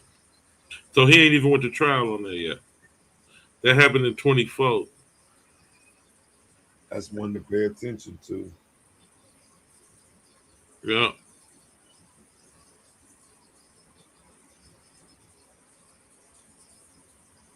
That's Florida. Yep, Florida, Okaloosa County. He's the Okaloosa County Sheriff. It's Fort Walton Beach, Florida. That's right there where I was just at down there. I was just right there. That's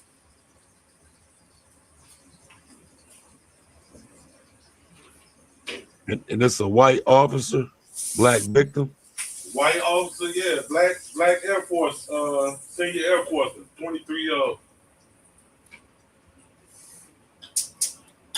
Yeah, white officer, black Air Force member in his own house, at home, in his own crib. And he told dude, like, man, you got the wrong crib, man. He tried to shut the door. Dude bust him up behind him. And this is why I say they can't take race out of this shit. Because why does this not happen when y'all approach white people? Because y'all do not view them as a threat, but y'all automatically view black skin as a threat, bro. It's no other way to look at it. They don't view them as they got to listen to them. Like, yeah. I'll run you. You listen to what the fuck I say. Yep. Just like Austin and Carmelo. You don't tell me this. I'm at the wrong door and shut the door. Who the fuck you think you just are? do what the fuck I say and goddamn comply. Even if I'm wrong, you fucking comply. And if I'm wrong, oh well, my bad. Move on. We'll figure that out later. No, ain't no figuring it out. You'll be okay. Is it? You'll be all right. And that's why I fight niggas when they be like, just comply. No, bro, everybody else don't have to just comply. Everybody else get to cuss out the police and this, that, and the third. To fight for their rights to not be violated. And that's why I go to the Austin shit with the Carmelo case. It's like, nigga, why does my son have to listen to what a cracker tells? Who was that? David Chappelle said the cracker hop out the car before the police do a walk on. What the fuck did you just pull me over back there? Like, what the fuck, bro? That shit crazy. Not only do we gotta listen to the white police, now our children have to listen to their white children tell them what to do. Or fight them for it. Oh, if you don't want to listen, then fight them. That was his best skit to me. That what not to do when you get pulled over by the police.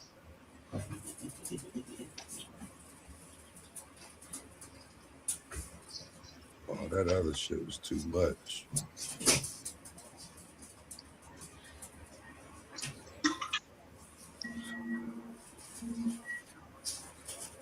That shit funny, man. Classic shit.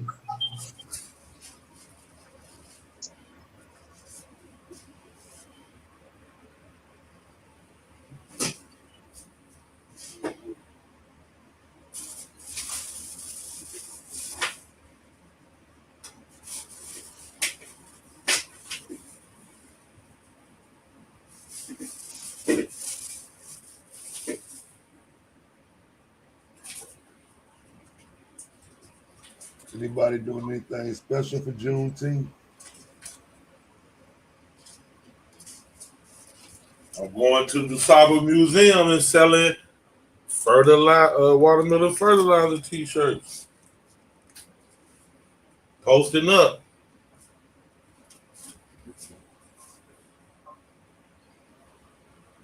It's 105 degrees out here. I wish I would post up somewhere. No, we working with a cool like 72 right now, bro. It's gonna be real nice, and I'm gonna be right there off the lake. 105, nigga. I'm moving. I'm gonna be right off the lake, so I'm gonna be nice and cool. I might have to take a jacket with me down there.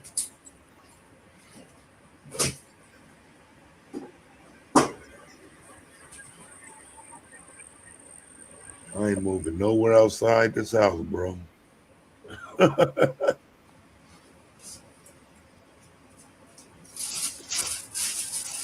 Best thing they could ever did was made these little apps that come and drop every fucking thing off and shit. Let's see what the exact temperature supposed to be tomorrow around this motherfucker. I think it's supposed to rain for a minute too. Hope it don't though. 76 for the high. Yeah, I'm gonna be decent. Oh shit! I meant to tell y'all too. So tonight, nigga, tonight I could see you could see the moon. You could see Venus right there blinging under it. You could see Mercury off to the right, and you could see Jupiter up under it, nigga. Mm. And I looked it up to confirm it. You ain't take no pictures, my nigga. I ain't got no, like, my camera look fucking blurry and shit when I zoom into it. Oh, you know they got that one app, goddamn it, that astronomy app you can go to when you face the camera towards the sky. It tell you what all the fucking everything is No, based on your location and shit. No, I just asked Chat GPT what the fuck is up here tonight because these motherfuckers blinging. Yeah. You can Nigga, see all that that shit motherfucker now. was so bright, nigga. That shit looked like a plane. When I was in Arizona, you can see every goddamn thing out there. Like I ain't used to know what they be talking about, all that Big Dipper shit and all that, until I got in Arizona. Was it still a quarter moon? That shit hit different. Yeah. Yeah, it was still a quarter moon. That shit hit different, Lou, because that shit damn near. I don't know, bro. Obvious.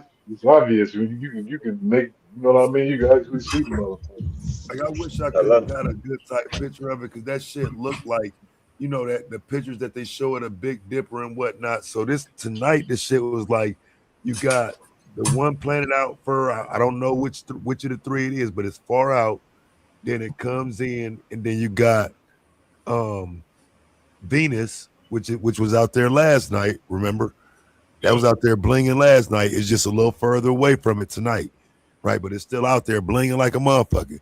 Then about to the west of it, you got what they said is Mercury. So that and these Mercury and Jupiter was light, but them motherfuckers was out there, nigga. You can see them.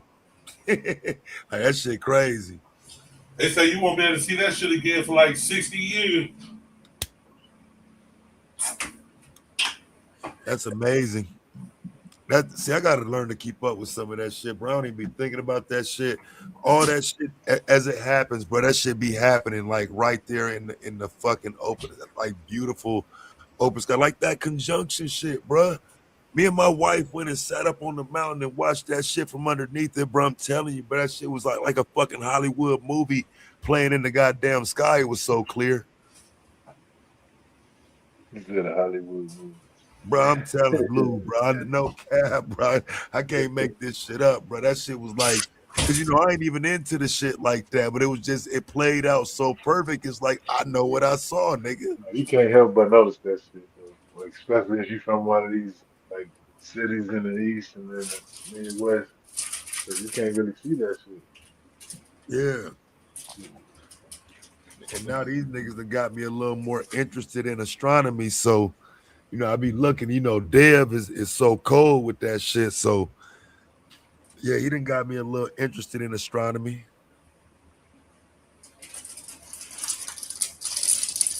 Shot me down, though, last night when he told me I'm going to need a $10,000 telescope. I can't do that.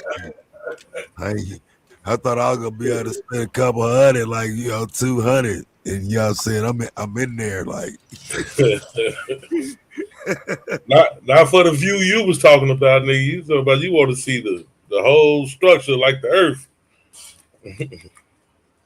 Well, no, just something that denotes, because like even now with these motherfuckers out here, I just want to be able to see something more than just brightness. You know what I'm saying? Something that denotes, because like even now with these motherfuckers out here, I just want to be that shit, bro. I hate hearing me, bro. This motherfucking, what's the name, activated. Like, man, turn me off, bro.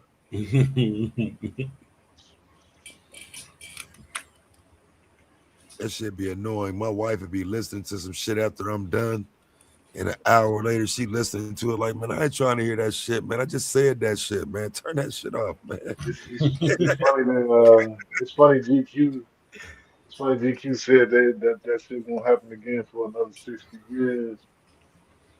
It's like the Knicks ain't gonna win again for another 60 years. Lou never miss an opportunity, boy. Nigga,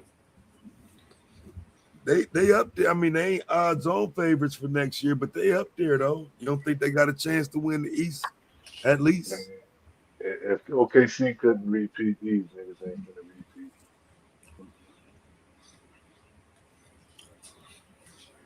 repeat. To be honest, they ain't no better team than San Antonio. They just done. Like I don't know why Bobby didn't agree with me, man. They was done as hell. But I ain't trying to get off into that, Ted. I was just like GQ said, I couldn't. You know what I mean? I had to take that shot. Look it. They just need De'Aaron Fox to redeem himself. That's all. I kind of don't think he built like that no more, man. Like you know what I mean? Like, and plus too, like those kind of mistakes, man, you don't recover from that shit. That's some Nick Anderson type of shit. No, I was trying to trigger Psycho. Yeah, Psycho, yeah. My Hawks need to sneak up and steal De'Aaron Fox from them niggas. I'm telling you, fire man, rooting for the underdogs don't work in the NBA, man. Small market underdog.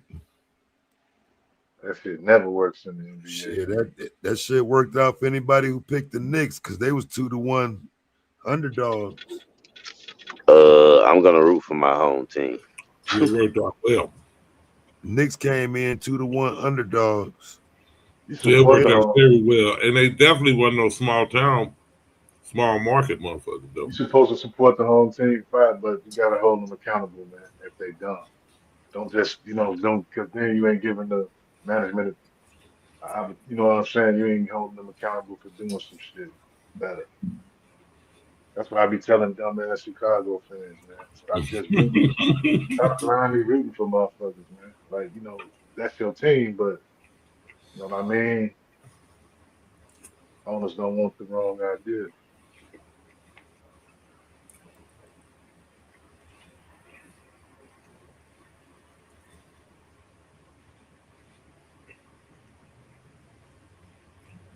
Yeah, because my neighbors across the street from me, the Bears going to the Super Bowl every fucking year. And you ain't telling them nothing different. Oh man, they made so much money off Chicago fans. Me too, man. Fans and shit like that. I be killing their ass, bro. I get so much money off these stupid ass, especially these Bears fans.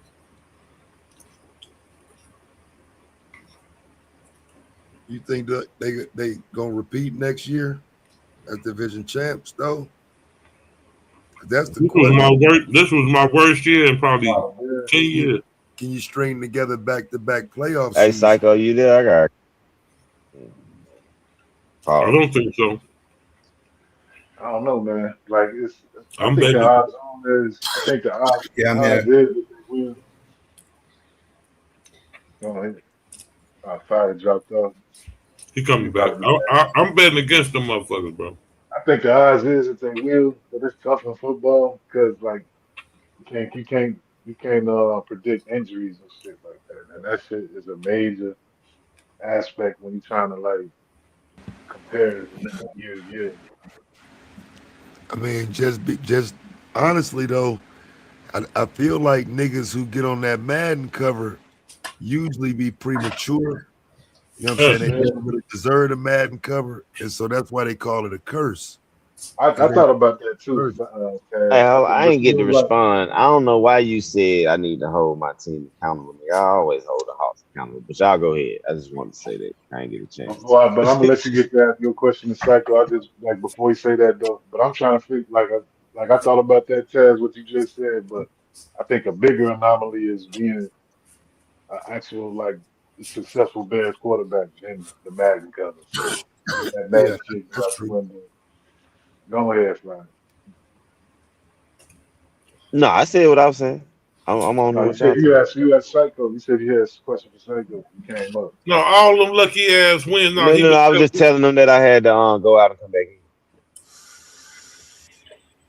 all them lucky ass wins they got last year. That shit ain't gonna roll this year. Them motherfuckers won every game by some fluke ass. They half them games they won. I ain't gonna say every game. About 60% of them games they You won by right some about fluke that ass, GQ. Hail Mary ass shit. You right about that GQ, but the next step is that to not be in those situations. And like they if you look at them games, they don't want to put themselves in them situations. So if you can Right. like just cut down on half of that Close shit, the deal, if but you can can they cut off, close the deal? That's the question. that's what they was doing, closing the deal. Like that shows you right there. Like he called it luck, but they was actually closing the deal by doing that. But to his point though, like the point is that, like normally I would agree with that, but like I don't think the coach they got is like one that just gonna let them sit back and be like, look, we a good team. He gonna say y'all wasn't shit, winning five fourth quarter comebacks. Y'all ain't shit. You gonna keep telling them that. That's all I can lean on. Taz. Like some coaches that sit back like Matt Eberflus and then celebrate what happened last year. I don't think Ben Johnson gonna do that. No, that's a fact. I agree with that. I That's agree. why They that's got to why I do it disagree with Psycho. That's why, for the opposite reason, I think that's why, like, I disagree with Psycho about the Giants because they lost a bunch. They lost a bunch of games in the fourth quarter, the same way the Bears was winning. So that tells you right there that their coach was dumb. That's a more dangerous team than they getting credit for. I'm like I say, Absolutely. that's my sleeper. But you know what it's gonna come down to? Like if their quarterback can stay healthy, and that's another thing that it don't look like he just something. That's something I wouldn't bet on because he's that motherfucker's getting hurt every game. Yeah, he want to take off a little too much. That shit ain't gonna Right. work. And that's what a coach like Harbaugh is going like, nah, nigga, fuck is you doing? Throw that bitch out of bounds.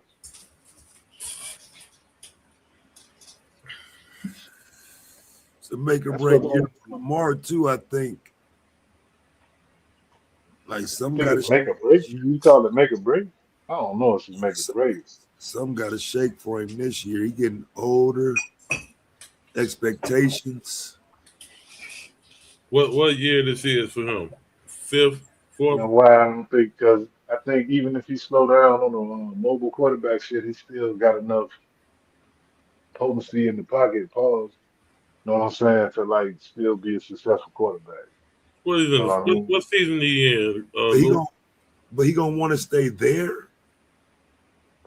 Now he might have to do it somewhere else. That's a good point. I agree with that. But as far as like him regressing, you know what I No, mean? I I ain't really don't know. talking about regression. I'm talking about getting it done there. Yeah, Who y'all talking about? Lamar Jackson. Oh, Lamar.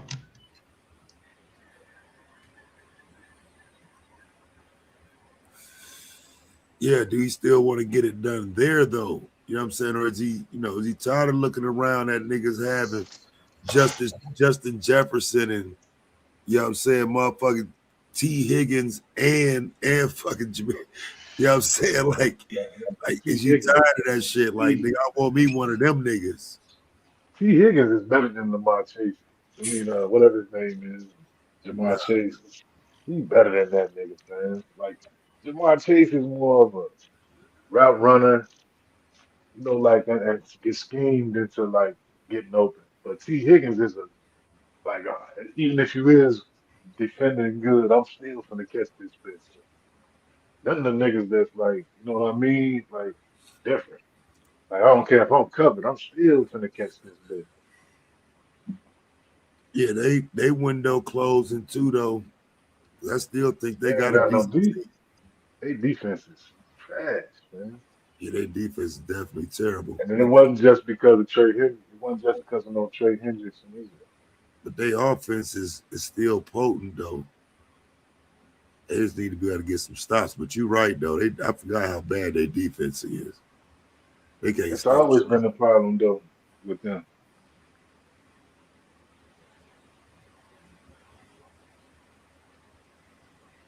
See, but like it be the coaching, man. Like and that's what it's showing me too, man. It's only like a handful of like elite coaches that get teams over the top. Like and sometimes them coaches, they don't win every year, but like they definitely, like be having motherfuckers in the running. It be certain things, a checklist. That's why like I don't always, like I know draft days are, it's a ritual as far as football fans and shit, but that should be like that ain't even the main part of being a good team. Like I mean, like your coaches got to be able to develop that shit, man. Like they can't do that. How many times we seen like elite draft picks just fall off and then go somewhere else, and then next thing you know, they're in the Super Bowl with a good coach and shit like that, a good system and shit. Like Yeah, that coaching system is definitely can make a difference. Yeah. in football more so than anything, though. Like that system is, man, that's No, I agree. I agree. Cause basketball, you can have a player that make the difference.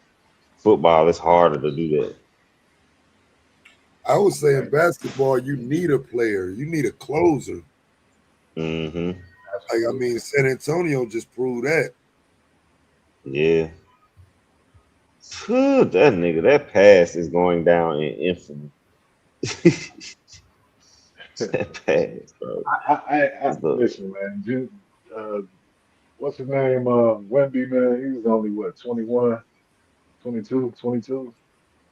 mm. Know what I mean? LeBron was the same age when he went to his first finals and shit. So the Oh trajectory no, you should be get, but the only way to get past it, you gotta win now. Cause I right mean, he now that's will. your legacy. I think they You know get a what I'm new saying? culture. Like it's fucked up like that. They had Pop for all them years and shit, and then now this nigga come in like I would not. I had to get rid of him if I'm the owner. Like nah, your But ass bro, got to if Wimby go on to win 4 championships, bro, like I mean, is it fair to continuously bring up this first one That's the every point. Nope. Like It probably won't happen. You're only gonna have I short mean, term but memory if when he win one shit. Motherfuckers ain't gonna be talking about this one no more. I don't know, Only if bro. it's LeBron James. But Wait, if he don't win one, because I think that everybody judged like that. Because even like the harsh criticism of Steph, you know what I'm saying, James Harden, like Kevin Durant, like everybody gets harsh criticism when you think about it. not. But that's casual niggas though, Taz. Like the hardcore fans or real basketball fans of the sport, not just the NBA. I mean, they'll know better, man. That goes for all sports too. Them the Like, you know main what I ones mean? be going at niggas, bruh.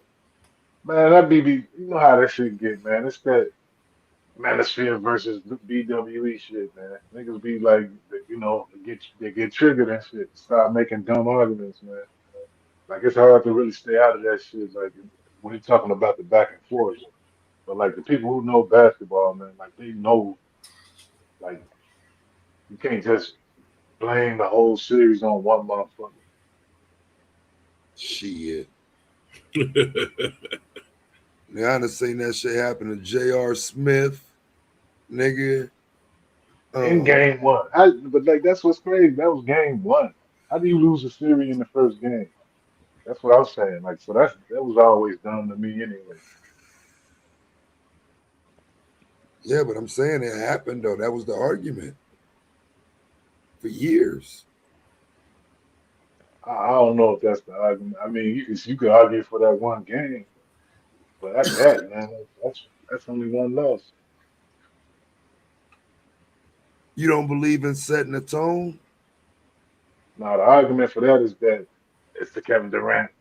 I mean, they wrap everything up into Kevin Durant being on Golden State, not that one game. Man, you can wrap everything up to Kevin Durant being on Golden State because he put on a goddamn show. That shit was crazy what he started doing. Man, listen, man. Money. If I ain't had no smoke, if you ain't had no smoke for the decision, then you can't have smoke for that. Like that shit elevated the motherfucking strategy and shit, man. I mean, yeah, though, you could talk about him. You could talk about him going over there after they lost. How's that the same? LeBron didn't It's lose. just like They you didn't deck lose. stacking now. Like, what are you talking about? LeBron Fuck lost who they 20. lost. They deck stacking now. We deck stacking now. That's what this is now. Like so, Yeah, I'm but gonna go through LeBron on these didn't great lose. Like superstars. LeBron didn't go Gotta- to a team he lost to. That's what I mean. Like, what do that got to do with it? We just talking about teaming up now, Everything, Kevin. Like, but they was up 3-1 and lost. man. Joining like in terms of like stacking the deck. All that's out the window now. Like integrity about losing the teams and wanting to beat that team you lost to. That's out the window now. That don't apply no more. And listen, What was that? What I was that was statement you just said? You said something about stacking. What you say? when it comes to stacking the deck now. Like, why is we having it? Why is we talking about integrity? About not You going to blaming a team? LeBron for that? I don't blame neither one of them. I'm just saying, like, if you ain't have smoke for I'm that, saying that because then you should have before LeBron did that, he was playing against the Celtics with 4 Hall of Famers in the starting right. lineup. Like the smoke that people have for stacking the deck is you doing it, not the GM doing it. You doing it. You going over there saying, I want to be on a team with other superstars. I mean that sounds crazy when you say it Like like that. every other But you championship know, team. nah, but I'm saying though, like I'm gonna put this together. I want to be on a championship team because when I But look that's at what I'm back at all saying. these Like championship teams, they on have 2 teams with my rivals. superstars. That's what Tad's talking about though. On going to my rivals' teams and shit like that. He didn't go to a I'm rival. pretty Oh, sure okay. all He's them talking about teams. Durant. He didn't go to a team that eliminated him. You say he didn't They do wasn't what? rivals. They didn't have nothing with Miami. He didn't have shit to do with Miami. Miami's in the Eastern Conference, man. All y'all my rivals, man. Like, what Oh is we my doing? God, y'all niggas What is we are doing? That's a bro. crazy reach right Listen, there. y'all the one turning it into like a shot at LeBron. I'm just turning it into like if you got smoke, if you ain't got smoke for that, then you can't have smoke for the other. No, That's it's not what a I'm shot. It's just saying. the comparing it, bro. It's like how niggas grade LeBron as compared to everybody else. That's how I look at it. And I know basketball, so I don't put grades on it like that. That's crazy. So I like know I don't do that. I basketball. don't play that game. Like I don't like tax niggas for having teammates or or going up or being an underdog, going up against competition. I judge it based on what you do when that shit happens, man. Like you know what I mean? It do make your eyes a little bit like as far as like so say if you do what Kevin Durant did and despite you getting hurt like not like say the Cleveland would have beat them like that's I look at that as doubly a Double strike, D. a double strike on them. I was looking for the words, but I'm just saying I look at that as more as a double strike because you did that and you lost. So it's like, you know what I mean? You take an extra hit for that. But even in the grand scheme, he's still Kevin Durant. Like we can't say he's not an all-time great. So like you can't just judge no one series and say like All that. time great, like what? All time great role player. I at least say he's all at least top 15 when it's all said and done. I'm saying once somebody say I'm not a leader, I don't want to be a leader. I just want to be a role player on a winning team. Like what type of credibility does a that lend? role a Yeah, role player yeah, got two y'all finals niggas, MVP. bro. A role player with two finals MVP. That's tough. Is that the only one in history, Todd? But that's what he wanted to be seen as, though, ain't it? Right, but like, so that means like would he be the only role player with two Finals MVP? Yeah. That's crazy. Name That's another crazy. one. Yep. I know James Worthy got one. Like I know Psycho don't like when I do this, but like Kobe Bryant is a role player. Is Kobe Bryant a role player on the He was a first role NBA player. team? He was a role player when he got them first three. Yeah. When Shaq was there, he was.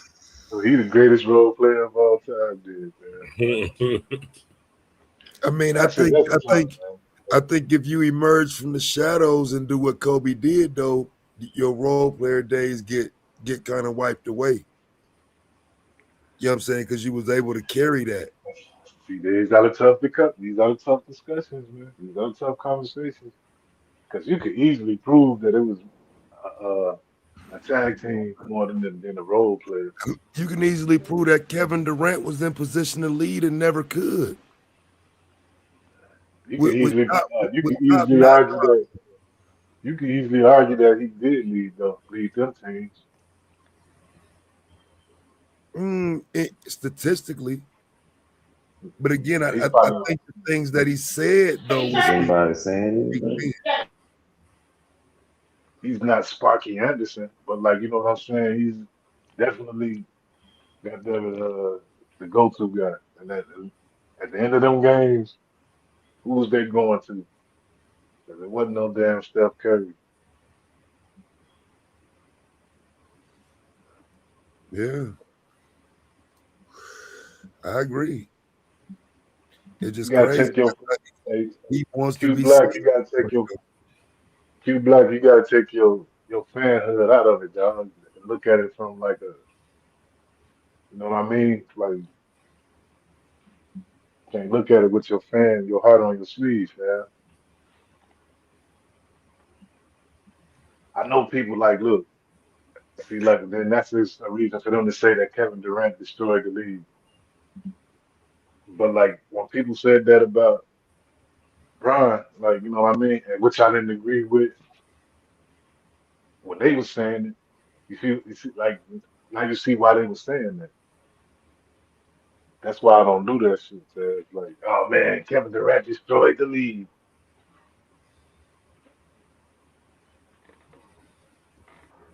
I mean, I can argue that the Bulls destroyed the league. The '93 Bulls.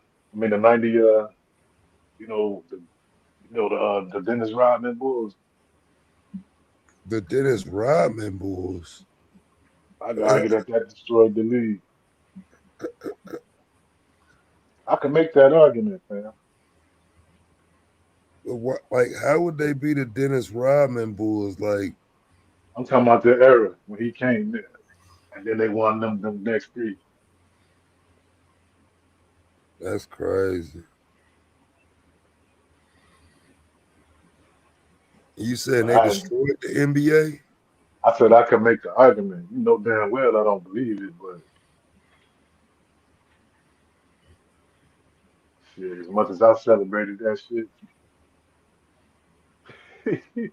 but like I can see them like the NBA just like struggling to try to like manage that. Uh, okay, now you got a team winning six finals championships, so your league can only go down from there, which it actually did. Like as far as like, you know what I'm saying? So now you got to manage it to try to find like a headliner in terms of like face of the league, and once that shit is gone, or like try to keep that model going. Teams winning multiple championships. This is where you get your people who don't like Kobe Bryant, and I ain't shooting at you, GQ. I'm just using it as an argument. People who don't like Kobe Bryant, they just say they overhyped him. People say that shit. Man, I mean, shit. You call it overhyping, but shit, the nigga is who he is, man. It's hard to get around. You seen Man, him you play? don't. I did see him play. I wasn't no Kobe fan at that time. You know I ain't like that nigga. You know I what I'm know you ain't saying? like. That's what I'm saying. I ain't like that nigga. But like, you know, he did put in the performances. He showed up. But it's like the way that they was like marketing everything, you know, like he's It better was than Jordan easy. at it. He was He's better easy to than Jordan market. at it. Now The this is what they was audacity doing. of a Jordan fan saying the Now shit this you saying is crazy. this is what they was doing though. He's better than Jordan at age 23 and all that dumb shit. Nah, All the marketing and shit that was used to make Jordan the GOAT. I'm a Kobe fan, but I ain't gonna go. I ain't gonna do all that. What I don't understand is that like the marketing was warranted, like on Jordan's side. The Like he should marketing was follow warranted his for lead. Kobe. He The proved nigga it. say it was awarded for Mike. What is you saying? He won 5 championships, one less than Michael Jordan. Ain't nobody ever played like that, like Mike, but that nigga, man. Look just like man, that nigga looked at like Mike on the court. So I he's used, been I used to say that was Mike's son, goddamn it. Mike was so creeping he's on what was his daddy's name? so GQ. Peanut. Did he look like what version of Michael Jordan did he look like? Because he damn sure don't look like the 84 to 80. I'd say the 84 to shit, 93, 92. Mike, he ain't look nothing like that. He looked like the good version. He looked like the Mike that won all 6 championships. He look like Mike 93 at the through end. 98 and That's 99. crazy. He look at Mike at the end and shit with the turnaround fadeaways and shit. He ain't look like the Mike. At the end. So you saying Like, 93, 94 is Mike at the end? look at Mike from 84 to I say like the 84 to 89 Mike, man. You talking about ball hall Kobe Mike? wasn't, Yeah. Kobe wasn't playing like that. Yeah, Kobe definitely was a ball hall Mike, Y'all yeah. don't think James Harden passed Kobe? Hell no. Ooh, Not to me. ooh, The that shot. playoffs, bro. Harden The ain't got playoffs one take him fucking out. championship. He ain't got nothing, Not bro. even just the championships, his playoff performances, bro. It Yeah, shoots he you be in the James foot. freaking out. Harden, He yeah. freaks the fuck Oh, out, man. James Harden. Like you comparing him to a nigga that turned up in the playoffs. Not down. Yeah, I'm just Nah, wondering. but You know, he moving nah, up. his numbers don't go up though. They stay the same. Don't say the same. Don't say it go. I mean, he played, but on the average, his numbers don't go up like MJ. Like his shit goes up statistically. Why I don't hear Kobe, about that? Nobody holler about Westbrook no more. Shit, not no Westbrook, my winner. nigga. Westbrook, one of my favorite players of all time. He's a loser, man. Why you don't look at winning, five? He said Like a if you fuck loser. with Westbrook, That ain't a reach, bruh. A loser. if I don't like dumb basketball, man. I don't care how Yo, athletic you is, man. I don't like people who take dumb shots and miss low games. We out of fucking control. Yeah, out of control. But then they Yeah, I get don't care about none of that. Them niggas was up 3-1 versus the Warriors. With that's that not no nigga big. playing just like that. No, so was James Them niggas Harden. made it to a You championship bringing up against James Harden? LeBron James. They made it to a So was championship James against Harden. LeBron James with him playing just like that. Wasn't James Harden up 3-1? Was at least they James Harden, what? want to say 3-1. One they up 3-1 on the Warriors. Yeah, That same team and lost. yeah. Same bullshit. But So, so what's good for the goose, good for the gander, right? No. I didn't say Russell Westbrook was better than Kobe Bryant. You said James Harden was better than Kobe Bryant. That's what I was arguing when you I ain't brought up say James that. Harden. I Really? didn't I say ain't James Harden wasn't good or wasn't great. I said he's not better than Kobe Bryant, I didn't and I say that. stand on that. Me too. You But know good but well. when I just said what I said about Westbrook, you threw James Harden in there as if I'm gonna change what I said about Right. James Harden. So are we saying that Westbrook is better than James Harden? No, you just threw that But up there just because you right, make that's to weird arguments. show you that like if you don't like James Harden, Who said I didn't like James Westbrook. Harden? Who wait, said I didn't like James Harden? Westbrook Where ain't did you passed get James that? Harden. Hold on, Taz. Who said somebody didn't like James Harden? Where did you get that from? He was downplaying him. Maybe No, I I was wrong. wasn't, bro. He said, "Is James Harden not past Kobe Bryant?" And I said, "No." That's not downplaying him. That's saying no. He's not better than Kobe Bryant. So you have to compare their playoff stats. So his playoff stats do not compare to Kobe Bryant. His playoff stats. That had nothing to do with me not liking him and all that shit you adding on to it. To be fair, both of their numbers do go down, but James Harden shit just falls off the cliff. Kobe shit might just be close to his normal shit. So I give you that. Like, who would you rather have in the playoffs, Kobe Bryant or James Harden? On that Mamba shit. It's very simple. Absolutely, Kobe Bryant, without a doubt. Not even a conversation. Because James Harden a loser too. That's what we was talking about. Russell Westbrook, James Harden being No, we were not. Yes, we was. That's why you even brought it up. Like, I was saying that. When Taz asked that question, I was saying the loser though is crazy. You don't think a loser is just like a little hot, like just a tad bit hyperbolic, like no, if it's not at all. Not even a little bit hyperbolic. Not a reach. They get in the playoffs and just fumble. I respect Westbrook as a brother on different levels and shit. Maybe not his fast and shit, but the way he deal with the media, he stand on business, the way he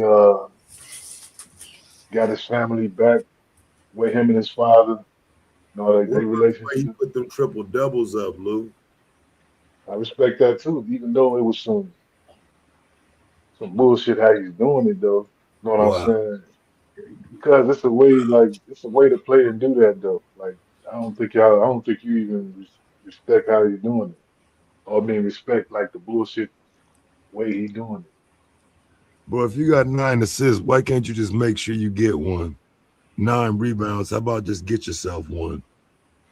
Like why miss it by one?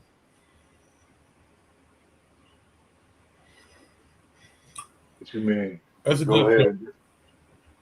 Because if you plan to kill your opponent, like that shit gonna come. Why look for it? Why even look up there at your stats and shit?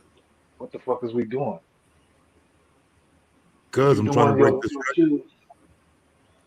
If you're doing your cues, you ain't worrying about none of that, man. He was playing for stats, Lou.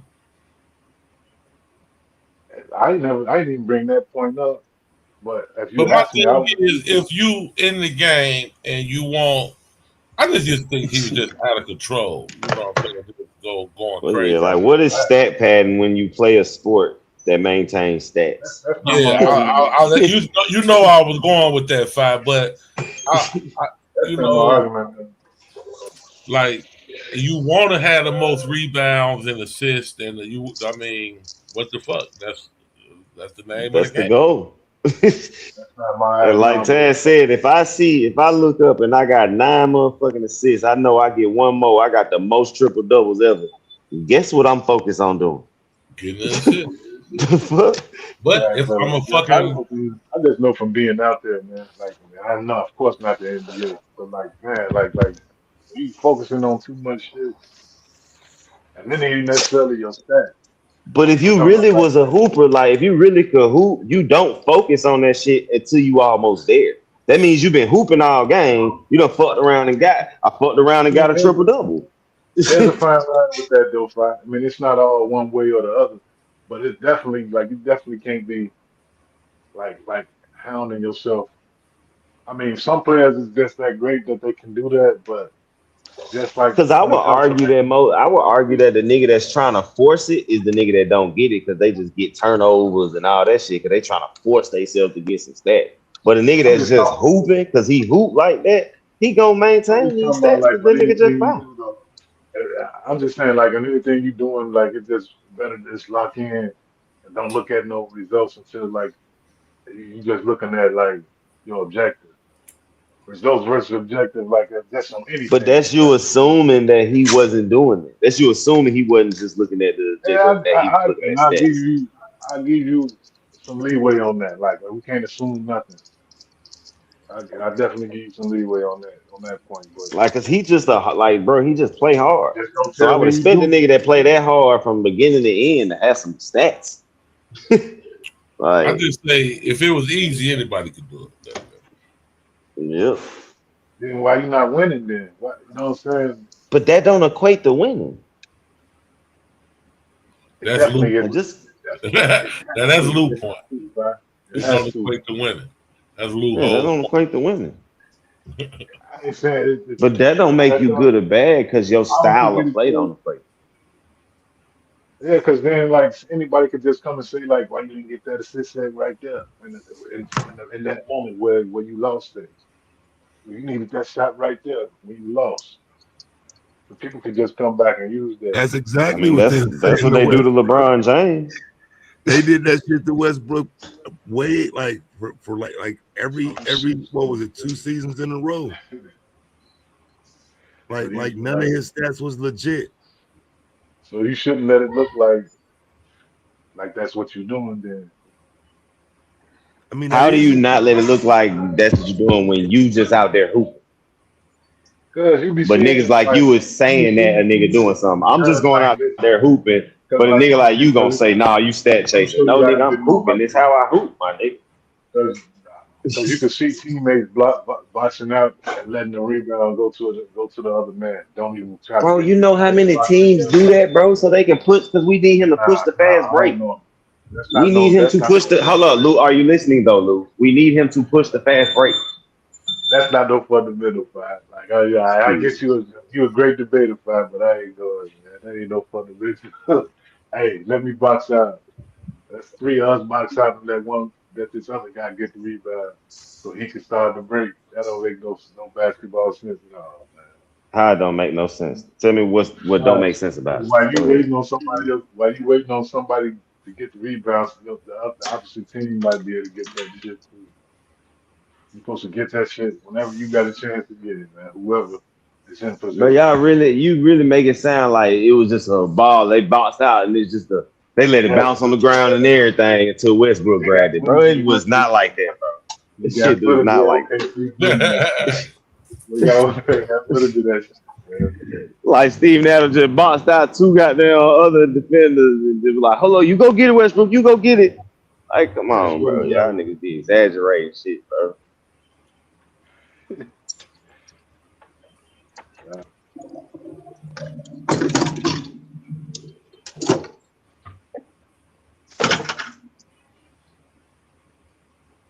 If it was Jordan, y'all would just say he was playing hard.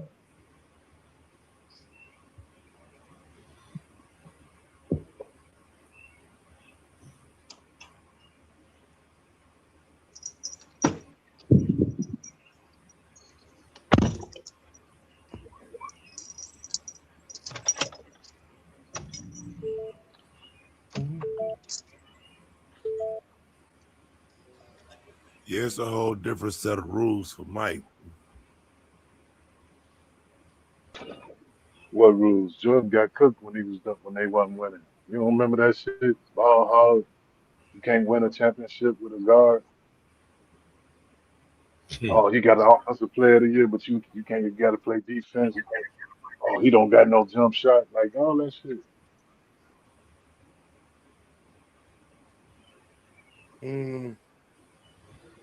I guess that is true.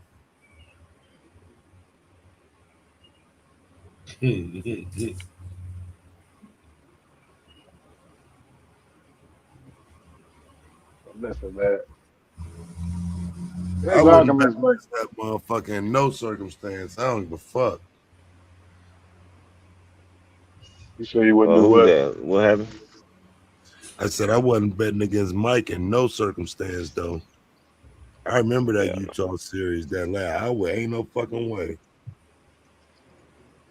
Yeah, I was rooting for Utah.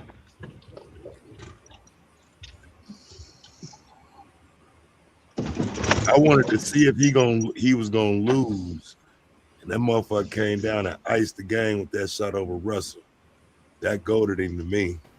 And I'm the only two motherfucking championships he won that I did not put any money against his ass. I put money against that motherfucker every championship except for those two. I had no faith in Utah at all. You I had the did, finals. man. After Karl Malone wrestled Dennis Rodman on WCW, I just knew they was gonna Hey, win. Psycho, you bet the Sonics? What happened? I said you bet with the Sonics doing the 72-10 Hell yeah, I deal. went with the Sonics. Hell yeah. What? I had Gary To Payne the this Son. day, My to this niggas. day, I think the Sonics had a better team from top to bottom. Yeah, Yeah, man. y'all had a better record that year, obviously, but I'm talking all about just team. I just thought like from 1 to 12. Let them know, man. Let them know how good. Let them know how good that team was. How deep that team was. Pause. Yeah, that team was deep as hell. Hell yeah. Niggas think that was a. They think that was a weak championship. A lot of people think Hell the no. Sonics was trash. Hell no. Jetler Strip bum ass the reason why they lost. The motherfucker just didn't do shit. Yeah, he just Hey, watch your mouth on Deadlift, bro. I used to go crazy with him on the NBA. and that Jetler motherfucker Strip lost was me dumb, money, man. dog. He was the De'Aaron Hall. I mean, that's a De'Aaron Hall. He was the De'Aaron Fox of that fucking series. Like he just did not show up, bro. He just did not show up. So you telling the world you had your hopes in the hands of a white guy? Damn, Psycho. Like What you talking about? Have my Y'all hopes? host was in the hands of that's your Steve guy. Kerr. Your hopes in Yeah. hands of it. What about Jim Paxson? No, shall I bring up Jim Paxson?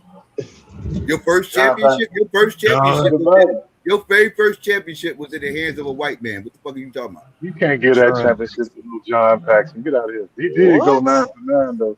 He went 9 for 9 in that same game. And he hit the game winner. That Jordan went. You know that move that they showed. If he doesn't hit all them threes, y'all don't win. He hit the game winner for your first title. And it wasn't a game. It wasn't the final game though. Like that was what, game 5? No, that was the final game. If I'm mistaken. That was game 5. It was a closeout game. Oh, okay. Nah, that series didn't go 6. That shit If went. game 6, that's the final game. I thought Jordan never went to a game 7. The series went game 5. The series went to 5. If the series went to 5 games, if game 5 was the last game, then that would be the game winner for the And you series. talking about a guy who averaged 31 points, 10 assists, 10 assists. Who you talking about? 30 points and 10 assists. He talking about LeBron? Sound like LeBron. Nah, that was MJ. Look at that shit. Nah, Look that shit never. up. Nah. Cap. Look that shit up, man. Who are you talking about? Jordan? Yes, I don't know who the fuck you talking about. No way. Hold on. Fuck out of here. That's funny as hell. Well, it's funny. I can't believe you tried to slip that, like try to slide that shit past somebody, like 31 and 10. Like, get the fuck out of here. Nah, like Mike. Hell no. Right, 31 points, 11 assists, and 6 rebounds. Yeah, they cap. 2.8 steals. They cap. That ain't cap. That's cap, 32, bro. 31, 11, 2 steals. So you start reading. 1.45. You go when you Google some shit, Satay. Don't. I'm finna Google it when I pull over and show you why that's cap. That nigga, he put that in there himself. This was showing your colors, man. Like, you know what I mean? It is what it is, though. I ain't mad. Series 4-1. What you reading? What series is that? But y'all say John Paxson won the series. Okay. Right, what you said? He averaged. That's literally what y'all say about LeBron James. Yeah, 31. Stop it. Y'all literally say 31 points. John Paxson misses that shot. What? John, did y'all win that game? It goes to game 6. It goes to game 6. If he missed that Did shot, Ray Allen win LeBron championship? Do y'all win that game? Yes or no?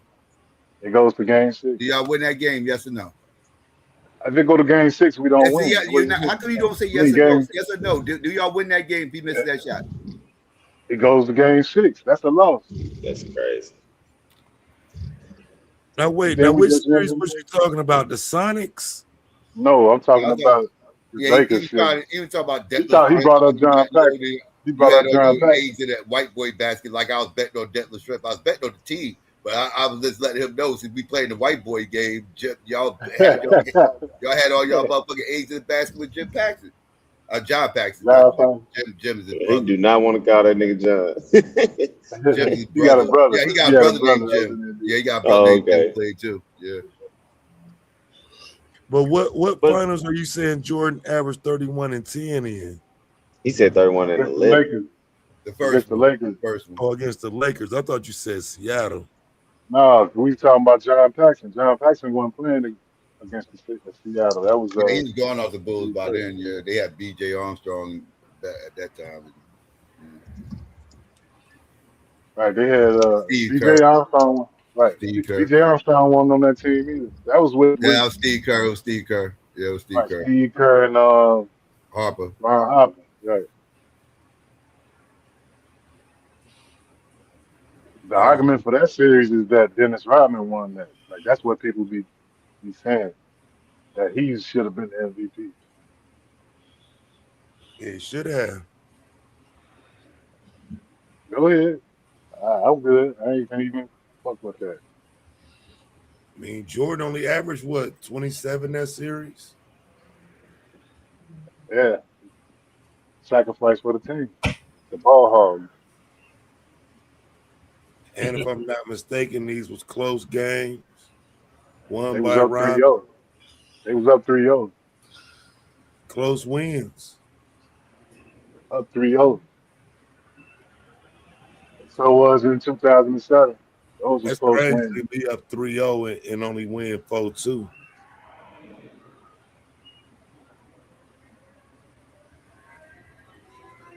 That's crazy. That's crazy. You want to win at home? Yeah, I'm sure finna say how that's crazy. When San Antonio was down, goddamn it, 3-1, y'all still said they gonna win the championship. Yeah, it was looking like it. That's because right here, this was crazy though. Michael Jordan, 5 of 19 from the field. That's crazy. Yeah, you know how, like, you ever been up 3-0? You ever been up 3-0? Like, what that could do? Yeah. 5. I know he just won 3-0 tonight. Finals in a closeout game. I'm surprised. Taz didn't say because they put Gary Payton on them and shit. Bro, then he shot 11 out of 12 from the free throw line, bro. This is crazy. The numbers they go down when Payton started sticking. But that's the argument. I'm surprised Taz didn't say that. I mean, Gary Payton was the Jordan stopper. Slowed his ass down, that's for sure. He wasn't guarding him like the first 2 games or some shit. Ron Harper was the Jordan stopper. If it was even possible for anybody to stop him. Alcohol was the Jordan stopper. Remember, he had alcohol in the so-called flu game. That was supposed to be a hangover, right? The flu game. But they stopped him not doing. Oh goddamn! That was a hangover, right? I believe it. I think he was faking, but if it was anything, it was a hangover. It wasn't. Right. The hangover didn't stop him that game. I think the motherfucker was faking. The greatest final game of all time. That is not the greatest finals game of all. Stop, bro. Stop. That's crazy. Greatest finals game of all time. You really are. You a boy. I ain't never seen no nigga sick like that and do that like that. If you show me another performance, yeah, Isaiah might be up there too. With the broken sick like that is crazy. You act like you was throwing up on the sideline. Pick any Elijah Wan performance against the motherfucking against Shaq and them. Elijah Wan wasn't sick though. Oh, he was. Neither was Jordan. I'm not doing this little silly ass caveat. You step on the floor, nigga, you playing, nigga. I don't want to hear this. Oh, I was sick. You know how many motherfuckers be sick all season? These motherfuckers playing in the wintertime. You know how many motherfuckers was sick when they was motherfucking playing? I'm supposed to get Jordan all these extra credits. Hey, stop, man. Y'all gotta stop that shit. He was sick. Oh my goodness, he couldn't walk. Pippen had to carry him off the court and other. Stop. That shit was fake, though. That shit was fake. That motherfucker, 1 minute, motherfucker, Pippen had to assist this motherfucker off the court. He could barely walk. Then after they time out, this motherfucker running around here, jumping, running all over the place, everything else. Get the fuck out of here. What happened to you couldn't walk? You just couldn't walk just a second ago.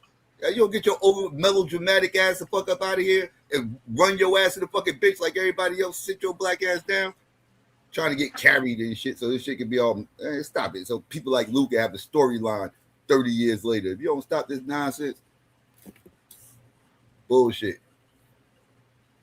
That's a fact. You step on the floor, motherfucker. I want to hear you. Oh, my finger hurt. I played, but my finger hurt. But you shouldn't have played. Go on the injury list, motherfucker. You go to court, you playing. You seen what Kobe was doing to niggas with the cast on his finger. Know what I mean? Motherfuckers always play hurt with sick and shit. With a cold, then you got a cold, nigga. Hey, that shit is documented, man. Y'all can tell me. I don't care about him having no cold, bro. You got a cold, so what? I played with colds. I ain't asked for extra credit because I was playing with colds. I ain't say, yo, man, I put up 25 last night, man, and I was sick, man. I was sick, man. Can you believe I was able to do that as sick as I was and blah, blah, blah? Get the fuck out of here. Did you score 38? I want to play. If you score 38 when you sick, I'll give you the same credit. I wasn't dumping 38 every night. I ain't going to act like I was that motherfucker. I'm just saying when you were sick, though. It don't got to be every night. I'm talking about on the night when you were sick. I don't remember. Not to my knowledge. If I was that sick, I wouldn't have played. You don't think they played it up at all, Lou? Hey, I can only go from the record, man. I don't care how they played it up. I saw the game.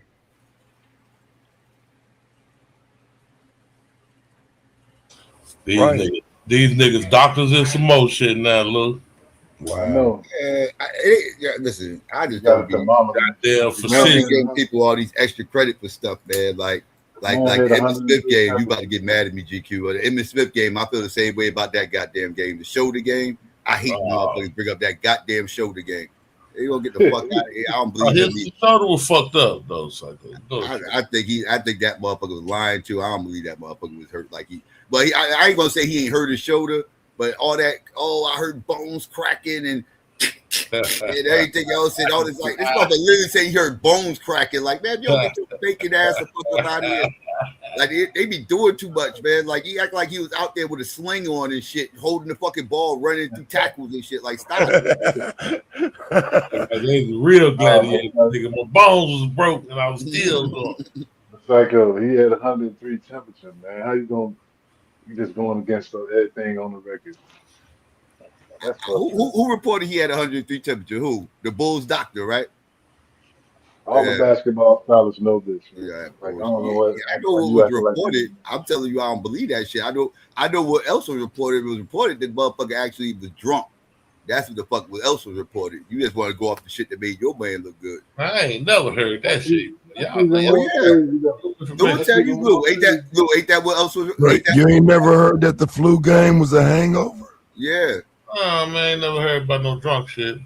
Come on. What I heard was that it was food poisoning. That's the official. I heard that motherfucker was drunk. That's the official record, food poisoning. But food poisoning, you goddamn fever, dog. You throw the fuck up. Your stomach hurt. I ain't never heard motherfuckers getting even if you drunk, psycho, like they're food poisoning. What kind of food even if you drunk, psycho, like what kind of toxins he was eating? The fucking thing was eating jellyfish. Wasn't clean, right? What was eating?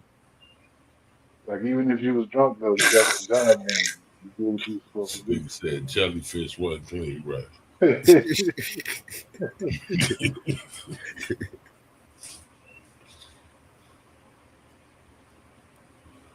Hell no. Anything to go against history, man. I mean, he played good, but all this. I know y'all on some pseudo shit. He was doing it with one lung and all this other shit, everything else, and asthma. I'm just over all the little magical stories they attach to these games. Like, stop, man. He did good. Good. But I do give you one thing though. Like, I could see you betting against the Bulls on that. Now the Portland series. You don't understand. I literally just talked to my mans and them earlier today. The mother called me. He live in Indiana now. Grew up with this motherfucker. He's one of the reasons why I hate Michael Jordan to this fucking day. to this fucking day, he's one of the reasons why I hate that motherfucker. Like, he wouldn't stop talking about this motherfucker. Like, it's annoying the fuck out of me. It wasn't just him. Like, every motherfucking year in school, I have about 5 or 6 of these motherfuckers in my class talking big shit. Like, I can't stand Michael Jordan, bro. Like, that motherfucker got my motherfucking nerve. These little dick riding ass fans, they the reason why I hate the motherfucker. Blame them. They basketball fans, man. They recognize. Man, I can't blame them, man. How can you blame them, bro? They was just real motherfuckers, man. They recognized what it was real motherfuckers. Real nut hugging motherfuckers. They recognizing what was going on at the time. Now, in real time, I fuck with Jordan. I mean, in hindsight, I was always rooting against him. Now that I look back, but I fucked with him. Like, I never hated on Michael Jordan. It's the LeBron Jordan. No, it was the Kobe Jordan debate first, and then it was the LeBron Jordan debate that really made me say, all right, bro, y'all be doing too. I hate Jordan fans. I don't really hate Jordan. That's what I said. The fans that really make me hate the motherfucker, to be honest with you. Like, I couldn't take that. I think it's the same as the Kendrick and Drake debate. Like, I always liked Kendrick until the Kendrick Drake beef happened. Then it was like, but his fans made me like, but I don't even know if I like this. I get what y'all saying though. It's kind of casual to be saying, "Oh, 6-0," that makes him a GOAT. Like, nah, it got to be more nuance to the conversation than that. So, like, if that's what y'all was running into, no, if it's 6-0, all 6 MVs, nigga, what else you need?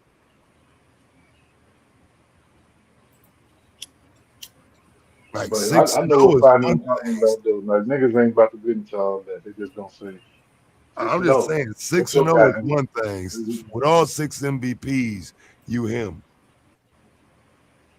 They crowned him though. Did he deserve all 6 MVPs?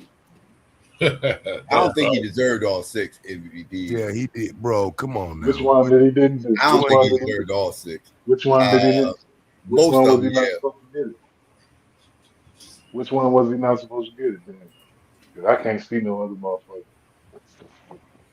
I forgot which one I had. I forgot which one I had questions about. I gotta go look at it. Definitely not the first 3-peat. Like, no, like that shit. He deserved the first one. I'm talking about the 3-peat, the first 3-peat. Second like, one, that was Blazers. Was it? Did he deserve that one?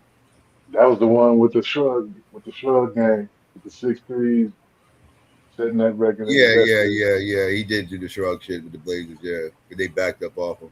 And it's definitely not. He averaged 35. It's definitely not the Blazers. He averaged 43 points in that series. I mean, not the Blazers. That was the Blazers with the shrug. That was the Blazers. No, I'm talking about the team. Like, he definitely deserved that MVP. Like I said, the only one you could probably try to argue is Seattle. That might have been the one. I forgot. I forgot. Yeah, I got to look. It might have been the Seattle one. That nigga went from 31 to 35 to 41 in them first 3 finals. That nigga was a dog. Well, him getting 30 wasn't a big deal. He averaged 30 damn near his whole career. So I'm just saying though, that shit kept going up though. Yeah, from 31 to 35 to 41, and then it dropped down in that Seattle Supersonics. Yeah, I think it might have been a Supersonic. It might have been a Supersonic. That's the one they say that a lot of people be trying to say, right? That was the last time I bet against Jordan too, with a Supersonic.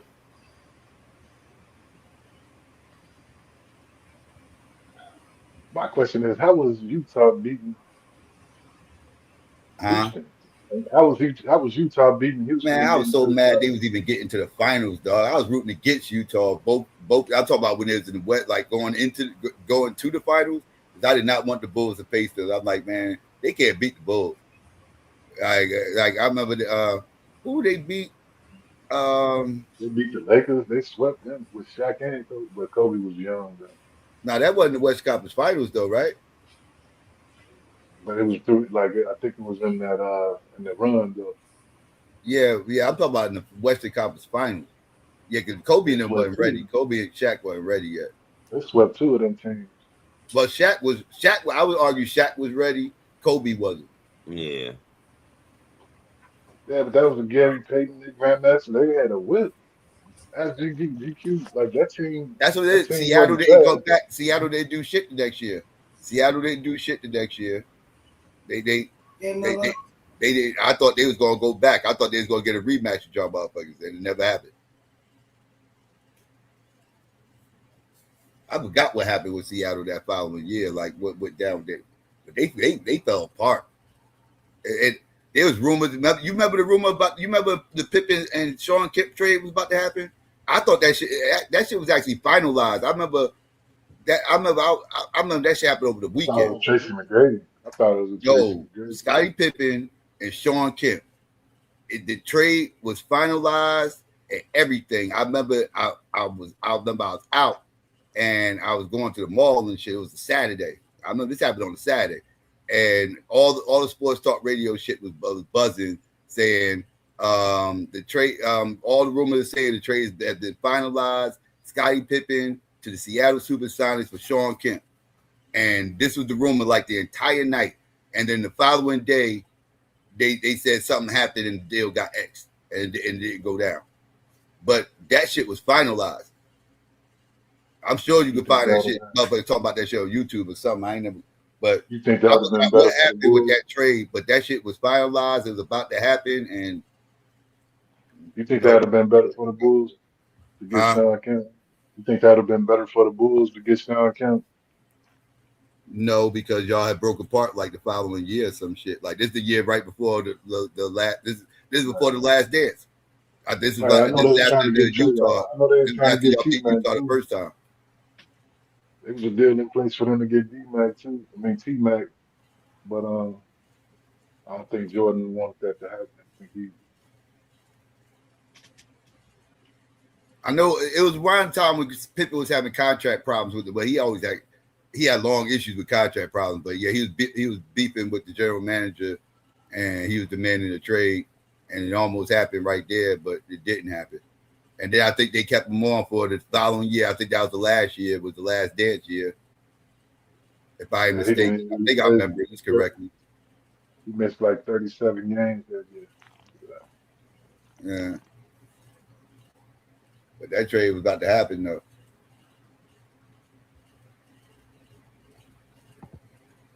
You know what? This might have. No. I think I'm right. I think I'm right with the years. I know this happened. I'm trying to remember what year it was. Now I'm bugging. Yeah, if you're gonna say he's not the MVP though, Psycho, it got to be clear cut. It got to be an obvious second choice. I just don't see I it. gotta go back and look. I don't quote me. I don't remember. I'm still trying to remember about this trade. Give me a I'm second. just talking about that MVP. Like he shouldn't have won them all. Like I'm trying to see an obvious choice not to give it to him. I can't think of one. Not in those. Okay, my bad. This is '94. It was '94. Yeah, that was the Post year blockbuster Jordan. trade between the Chicago Bulls and Seattle SuperSonics 1994, sitting on swapping Scottie Pippen for Sean Kemp. The deal was on the verge of being finalized on draft night before it was ultimately scrapped due to intense pushback from Seattle fans. Yeah, Seattle fans didn't want Sean Kemp to leave. Okay, so that's what happened. All right. So yeah, that was '94. So this is after y'all. This is after Jordan retired year. This is going into the year that Jordan retired. This is after he retired. Well, he was about to retire. Let's put it like that. Yeah, he was about to retire.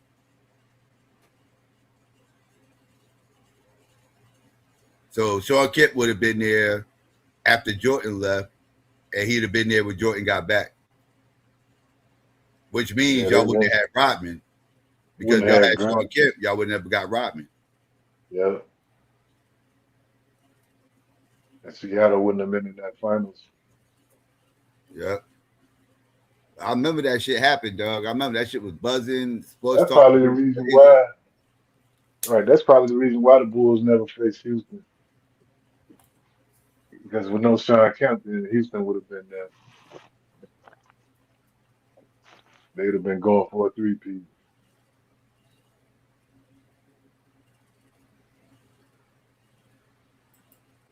That'd have been dope for the headlines.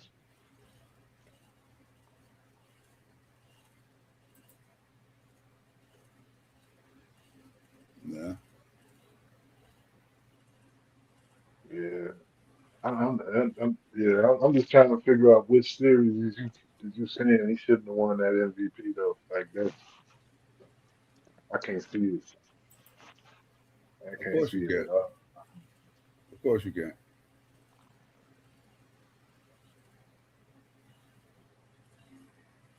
You never Like I see said, Jordan not winning something. that's, I mean, I hear you, but other than that Seattle series where they say Rodman went ham on the boards and shit,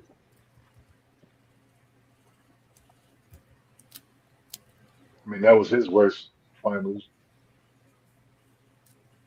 But you talking about the rest of the team, like nobody else was close.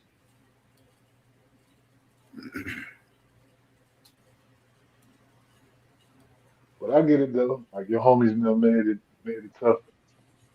They made it tough on you, man, for your basketball experience. I'm with GQ, man. They was some real niggas, man. Like they was just trying to tell you the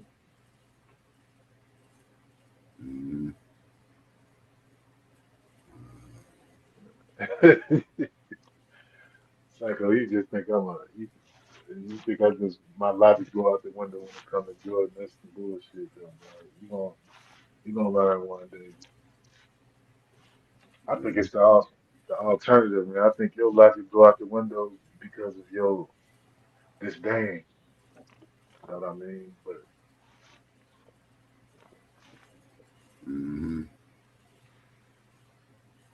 like we from two basketball areas, man. Like our part of the country, like it's basketball, man. Like so, yeah. Like those conversations, man, could get depending on who you talking to, they could get a little spicy. But nah, man. Like motherfuckers know basketball. It is what it is on that.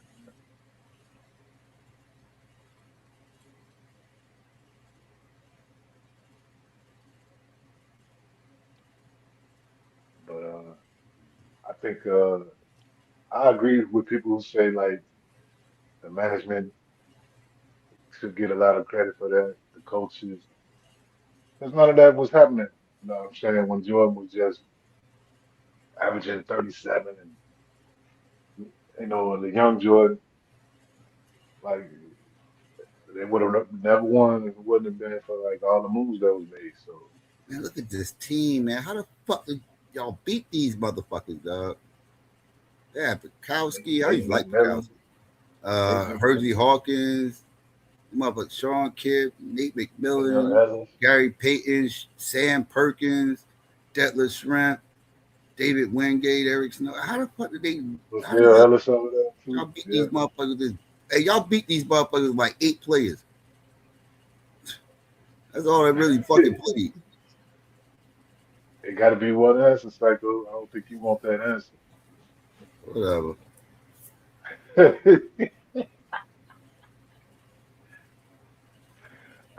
How the fuck y'all beat them motherfuckers? Top to bottom, they was way better than y'all. Y'all was betting game for game or for the Y'all whole had the series. best play. Y'all had the best play out of everybody, but everybody else, nah, yeah, yeah. Y'all I'll was say betting. Scotty over Detlef, Jordan over what was it, Hersey Hawkins, and yeah, everybody else they got y'all. Like everything else, check. Like, well, Diz Rod, I'll say Diz Rodman Wild Kemp card. was a wash. I'll say that was a wash. Yeah, wild card.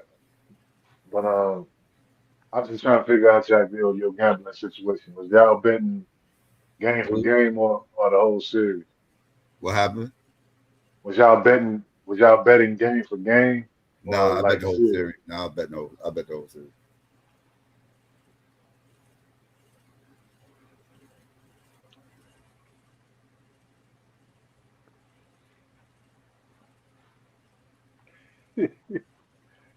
Y'all niggas were. I ain't gonna hold you though, man. Like, it's interesting to hear like other people's outside of Chicago perspective, like about basketball in that time, because Mm-hmm. it's gonna be jaded and you talking to Chicago people. Mm-hmm.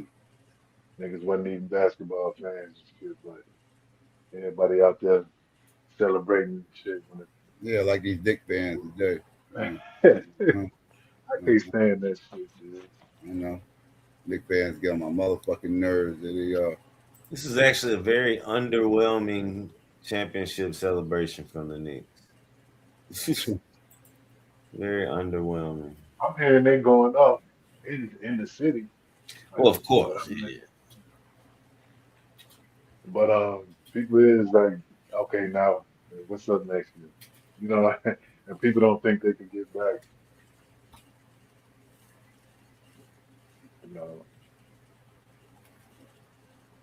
but the LeBron haters are gonna bring it back up with Mike Brown when people say he never had a good coach. You know they're gonna bring that back up, right? 5 10.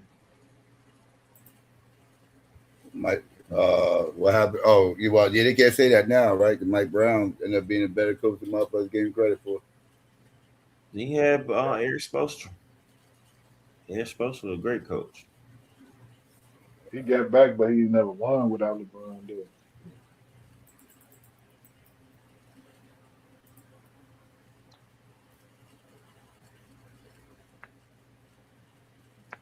I'm just giving you a heads up that stuff gonna be started. People gonna start using that. And I seen that they be making posts about that shit and everything. They don't change nothing. They don't change nothing. He won Man, with different. He won with different He won with different coaches with different rosters and different organizations in different cities. This one thing I'll give you. I would agree with y'all on and give y'all credit for is that because I'll be listening to all the basketball channels and stuff like that, and the LeBron and the Jordan channels is just as bad as the LeBron channels. Yes, that's what I said, man. I'll be listening to this crap. Both of them goddamn, man, both sides. I swear, if you listen to a basketball channel on this motherfucker, like a basketball content creator, they either Team Jordan or Team LeBron. You best believe that shit. And them motherfuckers coach, I tell you, like all that shit, like LeBron followers, coach. I could put up with it. I could put up with it if they know basketball and they know their stuff. But when they just getting up there just going in about every little unsub from that one dude that came on my channel that time and everything else. I had to unsub from that channel, bro. That shit, Jordan, he's a notorious. That shit it's too much, bro. It's just every motherfucking time the motherfucker went live is LeBron. Is LeBron the GOAT? LeBron did this. That's his little homie. LeBron broke another record. LeBron this and LeBron that. LeBron. Jordan ain't this and Jordan is that's that. His little homie though, and the Jordan fans are saying that and blah blah it's blah. Not him all the, like, it's not him all the time. I'm like, I can't take y'all motherfuckers. Get the fuck off my goddamn feed. It's not him all the time, Psycho. He got. Oh, it's that other motherfucker too. Whoever that other motherfucker is. That's the motherfucker that do that. That's the motherfucker who was on the panel when I went up on the panel. Because I only went on their panel once, and that's the one that that's the one who was on the show. Yeah, I didn't know what type of show I was joining. I thought it was just a regular sports show. I didn't know it was a whole LeBron shrine over here, and everybody over there is supposed to be dick sucking LeBron. I'm like, okay, I'm in. I got into it with him one time. I don't belong here. Somebody else done it. But yeah, he gonna even if you ain't no Jordan fan, if you got some pushback on LeBron, he gonna make you into a Jordan fan. He just gonna say you a Jordan fan. Even if you got any critiques on LeBron, you automatically a Jordan fan. So that's a cult. That's what I said. These motherfuckers is a cult. That's what I'm talking. But Jordan motherfuckers ain't no different. Jordan motherfuckers ain't no different. They just as bad. They ain't gonna go that far, but like they definitely you do. They ain't gonna call you no LeBron fan just because you got critiques on Jordan though. Like they ain't gonna do that. Crazy. That's what you blame everything on, Lou. What you no, part I don't. I'm not even one of them. I'm not. I don't. I swear I don't hate LeBron. Bro. Part of the Jordan cult, nigga. Yes, you are. I'm not an anti-LeBron guy, bro. I'm trying to tell you. I'm not. You're delusional, bro. I'm not. I'm not an anti-LeBron guy, man. Like I just push back on dumb shit. Like when they say stuff like, oddly enough, everything you push back against is anything you said about Jordan. Nah, like it's like the stuff I push back on is like when they say he has the greatest IQ of all time. And the only way I push back on it is like, how do you know that? How do you know that this guy has the greatest IQ? If you had the players and coaches vote 9 times out of 10, LeBron gonna be the one everybody vote. I'm not going off no players and coaches. So who So I'm determines? trying to figure out how you come to that conclusion. How do Watching. you know? Nah, you can't say that man is the greatest IQ of all time. Logically, you can't do that. Man. That don't make sense. What's illogical about it? Because how do you rank somebody's IQ? From what he's able to, the players have told you, he's able to call out plays and Saying know somebody what you're told doing before. What? you. She's Players saying say this. somebody What are you told talking you. about? You say you never seen none of these interviews since these players been doing these podcasts where multiple players have said, man, that nigga will call out the play before you run it. He in the middle of the game, it was one of their players who didn't know where he was supposed to be. LeBron on the opposite team told that nigga, bro, you supposed to be over there. That nigga Right. IQ different, You bro. can That do nigga will be in a post-game interview and will run down the entire play from 3 minutes in the middle of the third quarter. And I'll run that shit back perfectly. You crazy, bro. That nigga IQ different. Memorizing what happened in the game is not. Yes, all that is a part of your IQ. Yes, it is, bro. You trying to go with it too, right? Stop it, man. Stop it. That shit is mythical, man. And it is, and I agree, it's mythical shit that people say about Jordan. But you don't hear me fucking with that. You might hear me troll them psycho about the flu game, but you know what I mean. But other than that, though, nah, man, I ain't going with no mythology. Man. You ain't trolling. You use that as a credit to him that he Nah, I'm played the trolling. flu game, bro. Y'all, I'm everyone. trolling because I know he can't stand it, man. Like I know he don't like that shit. Like that. I told him about Isaiah Thomas, even though Isaiah Thomas is a hero for my city. So like that tells you, and from my side of town. You feel me? Like that's even different. Like GQ will tell you, like That's how much of a Jordan it's fan one he is. GQ will tell you, like it's one thing about like being from Chicago, but when you in Chicago and these guys and that guy from your side of town, it's a whole different thing. So you ain't Dwayne Wade from Chicago? He's from like a south suburb, but even though I would say south side, like that's over there. Oh, y'all don't want to claim Dwayne Wade? I cleaned him up until he started getting on that field. Dwayne Wade from Robbins. What's Robbins? Suburb. So y'all don't claim him? One of the greatest shooting Oh, guards what? of Y'all, all I time. mean, yeah. are y'all claiming people outside Chicago? You claiming people outside Chicago, Lou? I stopped claiming him when he started doing too much fruity shit. Oh, you was claiming them for the fruity shit. You was claiming them then. That's fucked up. As from being from the city, being like you said, Cook County, not really from the city though. But you're right though. You got a right to push that. Like, Yeah, I because that Michael Finley. you know why I'm asking you that. I know where you going. I know where you Yeah. going. Michael Finley from the west suburb, from the west, the west suburb. He's mostly he's closer to my side. I Yeah. Now, actually see, saw I him would play be okay games. with Dwayne Wade claiming Chicago. I'm getting on you because you I know be what you're all saying. It's not your opinion. It's just because I be getting on y'all about supporting out of town shit. Like Yeah, that New York. D Wade, you definitely he go be in the Chicago collection. yeah, I Uh, get it. You know, he in the Michael area and Finley shit, you too. know. Quinn Richardson, D Wade, your boy, Shannon Brown, yeah, uh, Corey McGetty, Corey McGetty from the west suburbs too. Like Like was my boy from the Gardens that went broke, let the brow break. Antoine Walker. Yeah, Antoine Walker. like Naughty by Nature ain't from North, they from East Orange and shit. They from Milltown. But that's still the same county. So everybody all I don't blame you for counting naughty by nature. I get on you for claiming New York because you be I don't jumping in Nate business when I'm I don't getting that New no York. no no no no That's no. where that's when I first started No, messing with no, you about no. that. The only time you see me jump out the window on that type of shit is when y'all start that East Coast shit. Because y'all talk that East Coast shit, Nah, y'all are it don't be East Coast solely. No, nah, it don't yes. be East Coast When solely. people It be talk New East York. Coast shit, we are When included. I You ain't gonna beat me up. I know. I know when I nah, piss people. I you know be when I jumping get in in New York arguments up business, on this man. motherfucker and I start Like, pissing people off. First, the motherfuckers start talking that East Coast shit and all see, the he same in thing. denial Motherfuckers now. start calling me a New Yorker, not knowing I'm from Jersey.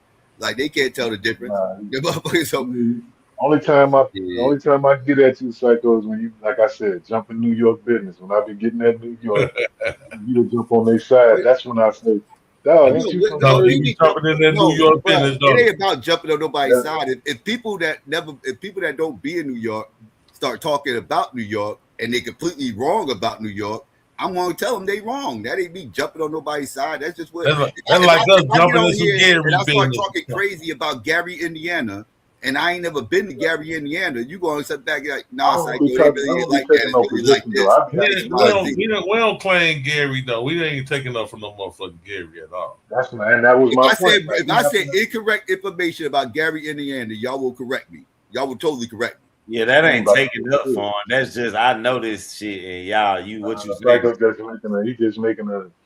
I'm You know what I'm saying? He's trying to They're pencil like it. GQ. If I start saying some shit about Aberdeen, nigga, you can be like, nigga, nah, nigga, you don't know what the fuck you talking about. He's trying to pencil with the argument. He already know what the argument was. What you know about Aberdeen, nigga? I told you my homeboy, one of my nigga, he from Aberdeen, like born and raised in Aberdeen. Oh. But he had moved down here. He used to come down here when he was like 15 when we was younger. So I know him. And GQ. Yeah. Like my analogy wasn't even Indiana. It was Milwaukee. It was like we ain't about to root for no Milwaukee or say shit for no Milwaukee. That was what and then that's when he started getting into Indiana type of shit. Nah, but Indiana's the better comparison because y'all right on the other side of the bridge. Same thing as us. Milwaukee Right on the other side of the bridge. is an hour and a half away. Milwaukee an hour and a half away. Hey, huh? I said Milwaukee is an hour and a half drive. Right, New York's 20 minutes from me, dog. I'm 20 minutes from the city. Yeah, that's different. Like I said, Gary, Indiana is a better comparison, bro. I'm definitely ain't rooting for no Gary, Indiana. How far is Gary from y'all? Right there. As far as what? 20 minutes. Yeah, same shit. From me, from Lou is damn near out.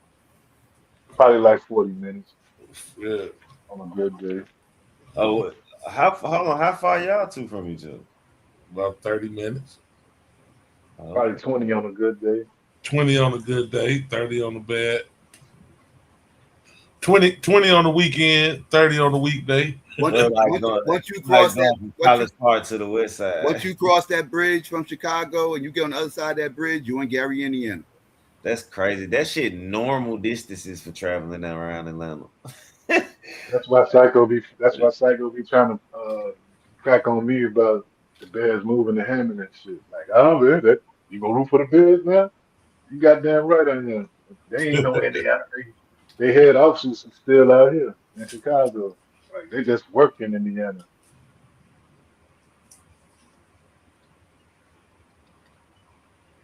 The corporate Yeah, I know offices. that's how it is out here. Motherfuckers live out here, work in New York. Motherfuckers live in New York, work in Jersey. Like that's what it is. Motherfuckers going back and forth working. I give y'all I give y'all a mulligan on some of this shit though. A lot of that shit is different than like in other cities and shit. Like when it comes to like not having no football team, that. No, but I don't know what I mean when I say that because like then you forced to root for another city, like when you ain't got no like that. No, I don't know. I ain't do it. Yeah, he definitely took a shot. Ain't no shot. You know that because you even bring that point up. Well, yeah, that's because the area we live in, like the reason why they don't want to give us a team is because they don't want to split New York's base and everything else. They already got a hub right there, and New York teams be blocking Jersey from getting teams too. That's another a bit of smoke. Y'all got the Giants and the Jets. Shit. Not y'all, they do. That's some whole ass shit though. That's y'all blocking another city from getting a team. That's a bitch. While taking one of the only teams we had, taking them motherfuckers back to Brooklyn. Don't even get me started, man. That's the part that's crazy to me. Like, hold on, nigga, y'all took our fucking team, nigga. Why New York need all these fucking teams, bro? Crazy part about it is when the Nets first came to the fucking NBA, we had to motherfucking sell Dr. J to the fucking Sixers. That's how he ended up getting to the Sixers because New York cop blocking asses. They didn't want the Nets to be a part of the merger, and since since we was the biggest market in the ABA and biggest team in the ABA, so they wanted us. So, but we didn't have enough money to pay to get in the league and keep Dr. J, who was asking for a raise because he was the main reason for the merger. So he wanted to be the highest, he wanted to be, one of the highest paid players, if not the highest paid player. And they didn't have enough to do all that because they had to pay all these fines for invading their territory. So because of all that, we couldn't afford Dr. J, so we had to trade. He pressed his Then they leverage. ended up taking the motherfucker. Then they ended up taking the Knicks later. Well, New York ended up taking the Knicks later anyway. I mean, Nets. Excuse me, Nets later. So don't even get me started. Selfish ass motherfucker.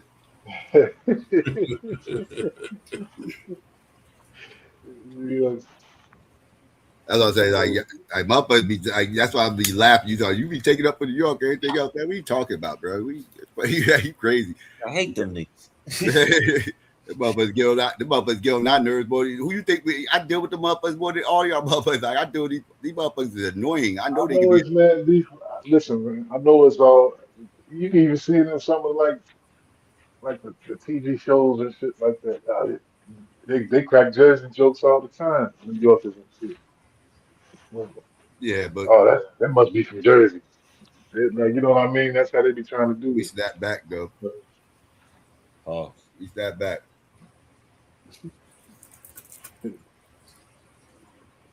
tell you this, we got a reputation out here though. I know the motherfuckers. And then I get your point. Motherfuckers don't sleep on us when they come out here. They come out here, they tread lightly.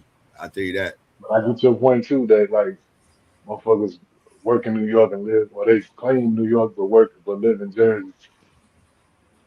You know what I'm saying? For the perks and shit. Yeah.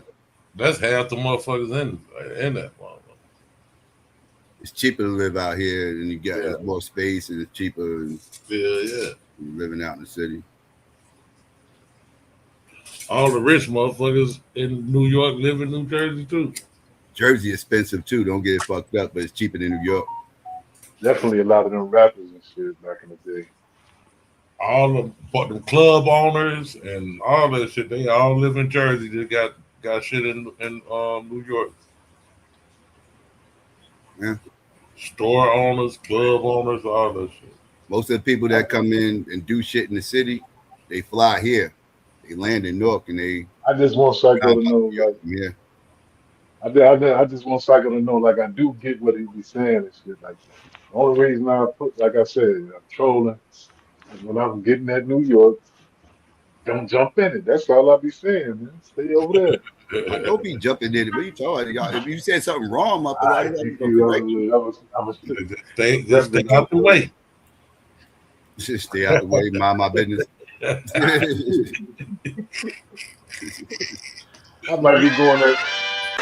Mind your business, that's all. Mind your business.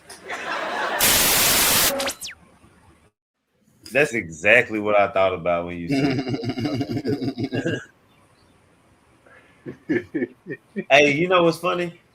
That's a part of, not to bring it back to this, but that's a part of the defense I was saying for Carmelo. That's what I mean by a nigga really being scared and just trying to scare you off and intimidate you so you don't fuck them up or so don't nothing happen to him. He's not saying this shit to be threatening. He's saying it so hopefully you back the fuck off. You're right though, but listen, you give fuel to those black conservatives to be like, look, he just being using black culture. That's the problem with the culture right there.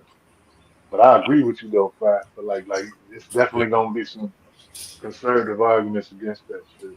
Yeah, it is. But that's why I also bring in an expert like psychologists and all that tell you about that type of shit and know this is a real thing with humans, just like animals.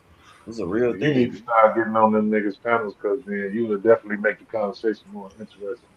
Because them niggas don't know how to like look at things, you know what I mean? Like it's either fuck the culture. Yeah.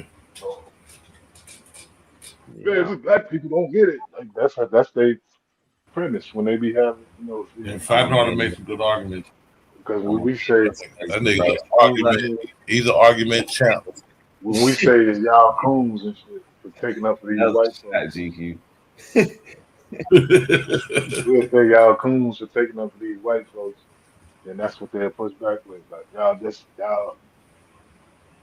don't understand.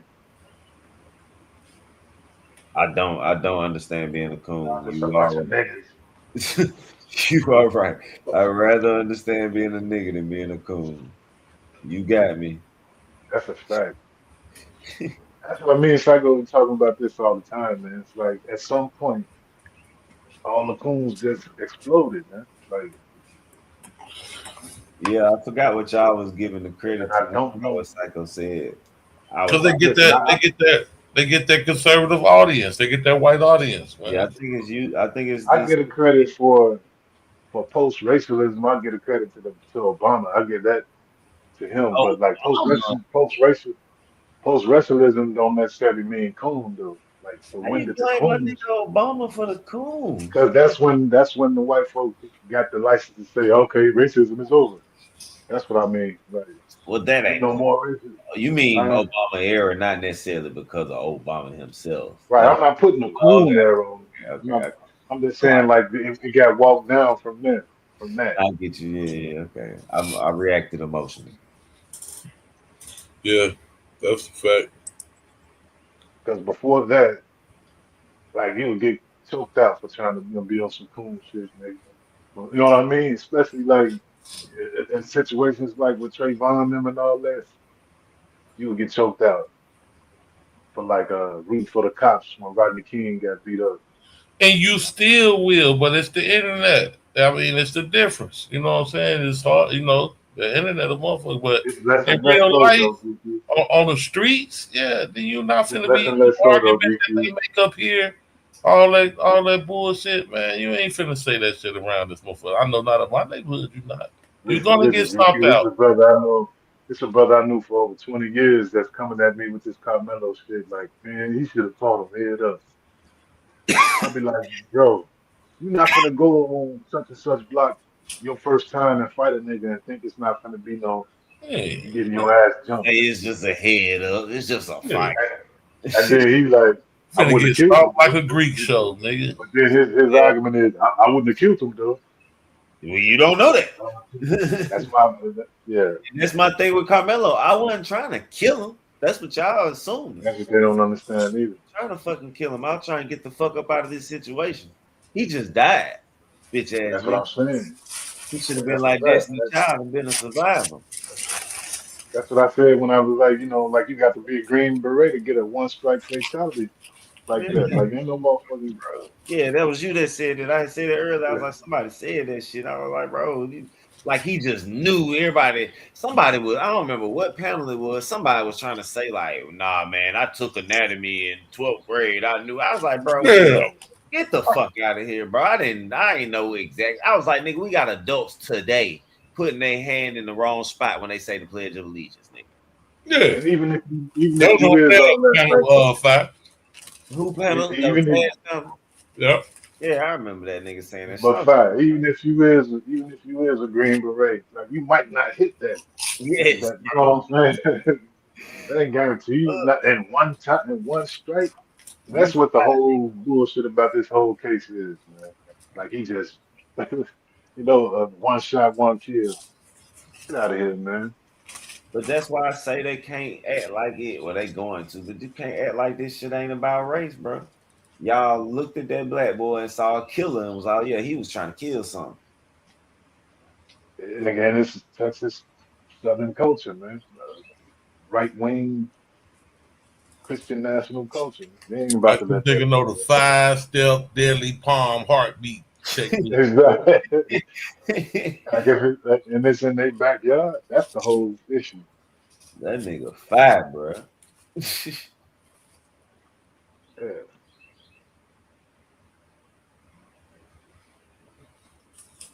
That was what's fucked up. He's in their But backyard. you gonna And really then, like, again, his parents were being, GQ. I just think they was a little green, Sean. Like, fucking with certain people.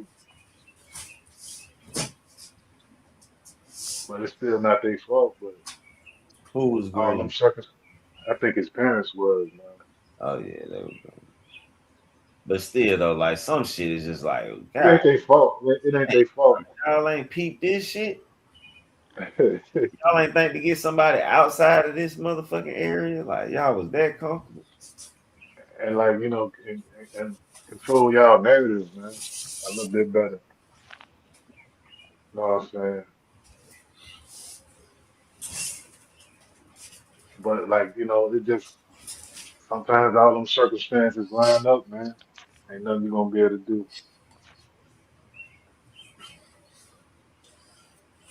But the Pseudos guy who I know, yeah, Pseudos hit me today with the ain't it a big coincidence that both of them named after athletes? I think it's something to that. yeah, you know they gonna run with that shit, numerology and all that shit. Carmelo Anthony and Eric Metcalf, man, come on, man. What's the chances? Even though his name Austin Metcalf, but I got it. I get you though. It's a lot of Metcalfs that was in football. People that named Metcalf, but even the guy who I've been knowing for all these years, with he ain't coming from the internet aspect. He just coming on some hood man up one-on-one shit. But I'm like, fine, that's why I started sending it. He got married. I was sending him all type of shit like this. You don't know nothing about the case. If you think that was gonna be some one-on-one shit, man. It was So it's never finna designed. be one-on-one shit. And if But if if, if what they saying is true, and I mean I don't know if we'll ever know or ever get a chance to actually see that tape in 4K. If they what they saying is true, shit, it already was not some one-on-one shit. They was already moving on. the fact that we ain't even seen the GQ makes me more and more know Yeah, who she. You know what me I'm too. saying? But I was gonna say, like, when Megan Kelly and Matt Walsh first put that story out there, and the way they did it, you know, like it was no way, like, you know what I mean? Like all them redneck Christian national motherfuckers jumped on it, man. Like, but they was the ones who spread that It's that crazy bullshit. how Like, sleep the whole community was during the whole thing, the fact, when it happened last year, all the way leading up to the case, and then after the case, everybody jumped. Got so much to say. Like, damn, well, y'all slept through that. I know we all covered it. See, we covered it on Q Butter over here. yeah, Michi X was covering it. Like, even she was trying to take like a neutral position and shit. I'm saying way back then when it first happened, we was covering. That's what I'm talking about. Like, yeah, Okay, there's some people doing it, but like again, a lot of black people, even quote unquote black black people was trying to be neutral and trying to be on some. You didn't have to stab them. on some dumbass shit. Like they don't know like you can't put your hands on nobody, man. That's the main thing for me, man. It's like all these people who take that position, man. It's not about to let somebody do that to them, and they're Can not you about to be fight pro? their judge. Okay, can you be pro black and take a neutral position in this case? Before or after the verdict? Yeah, listen, I would never say that you can't GQ, but like I haven't heard the argument yet though. I ain't heard you know what I'm saying? I ain't Right, heard that argument yet. right. I got you. You ain't heard the legitimate pro black neutral argument. It's always gonna sound cool. It sounds terrible. I know First Vino thing be they trying to just remove the race. Okay, that's the end of the pro black shit right there. Nigga. Soon as you Vino be tell trying me, soon as you tell me remove race, nigga, that's it for the pro black shit. to Vino be trying to double talk around it and shit. I'm like, nigga, this ain't none of your business. Why the fuck you like see, ain't mind your business. Why the fuck you all in these white folk business like that, man? That's Why crazy. That hit people business. White folks, 18-year-old black boy getting 35 years. That's white folks. Trying to protect their interests and shit like that. That's what it be looking like. For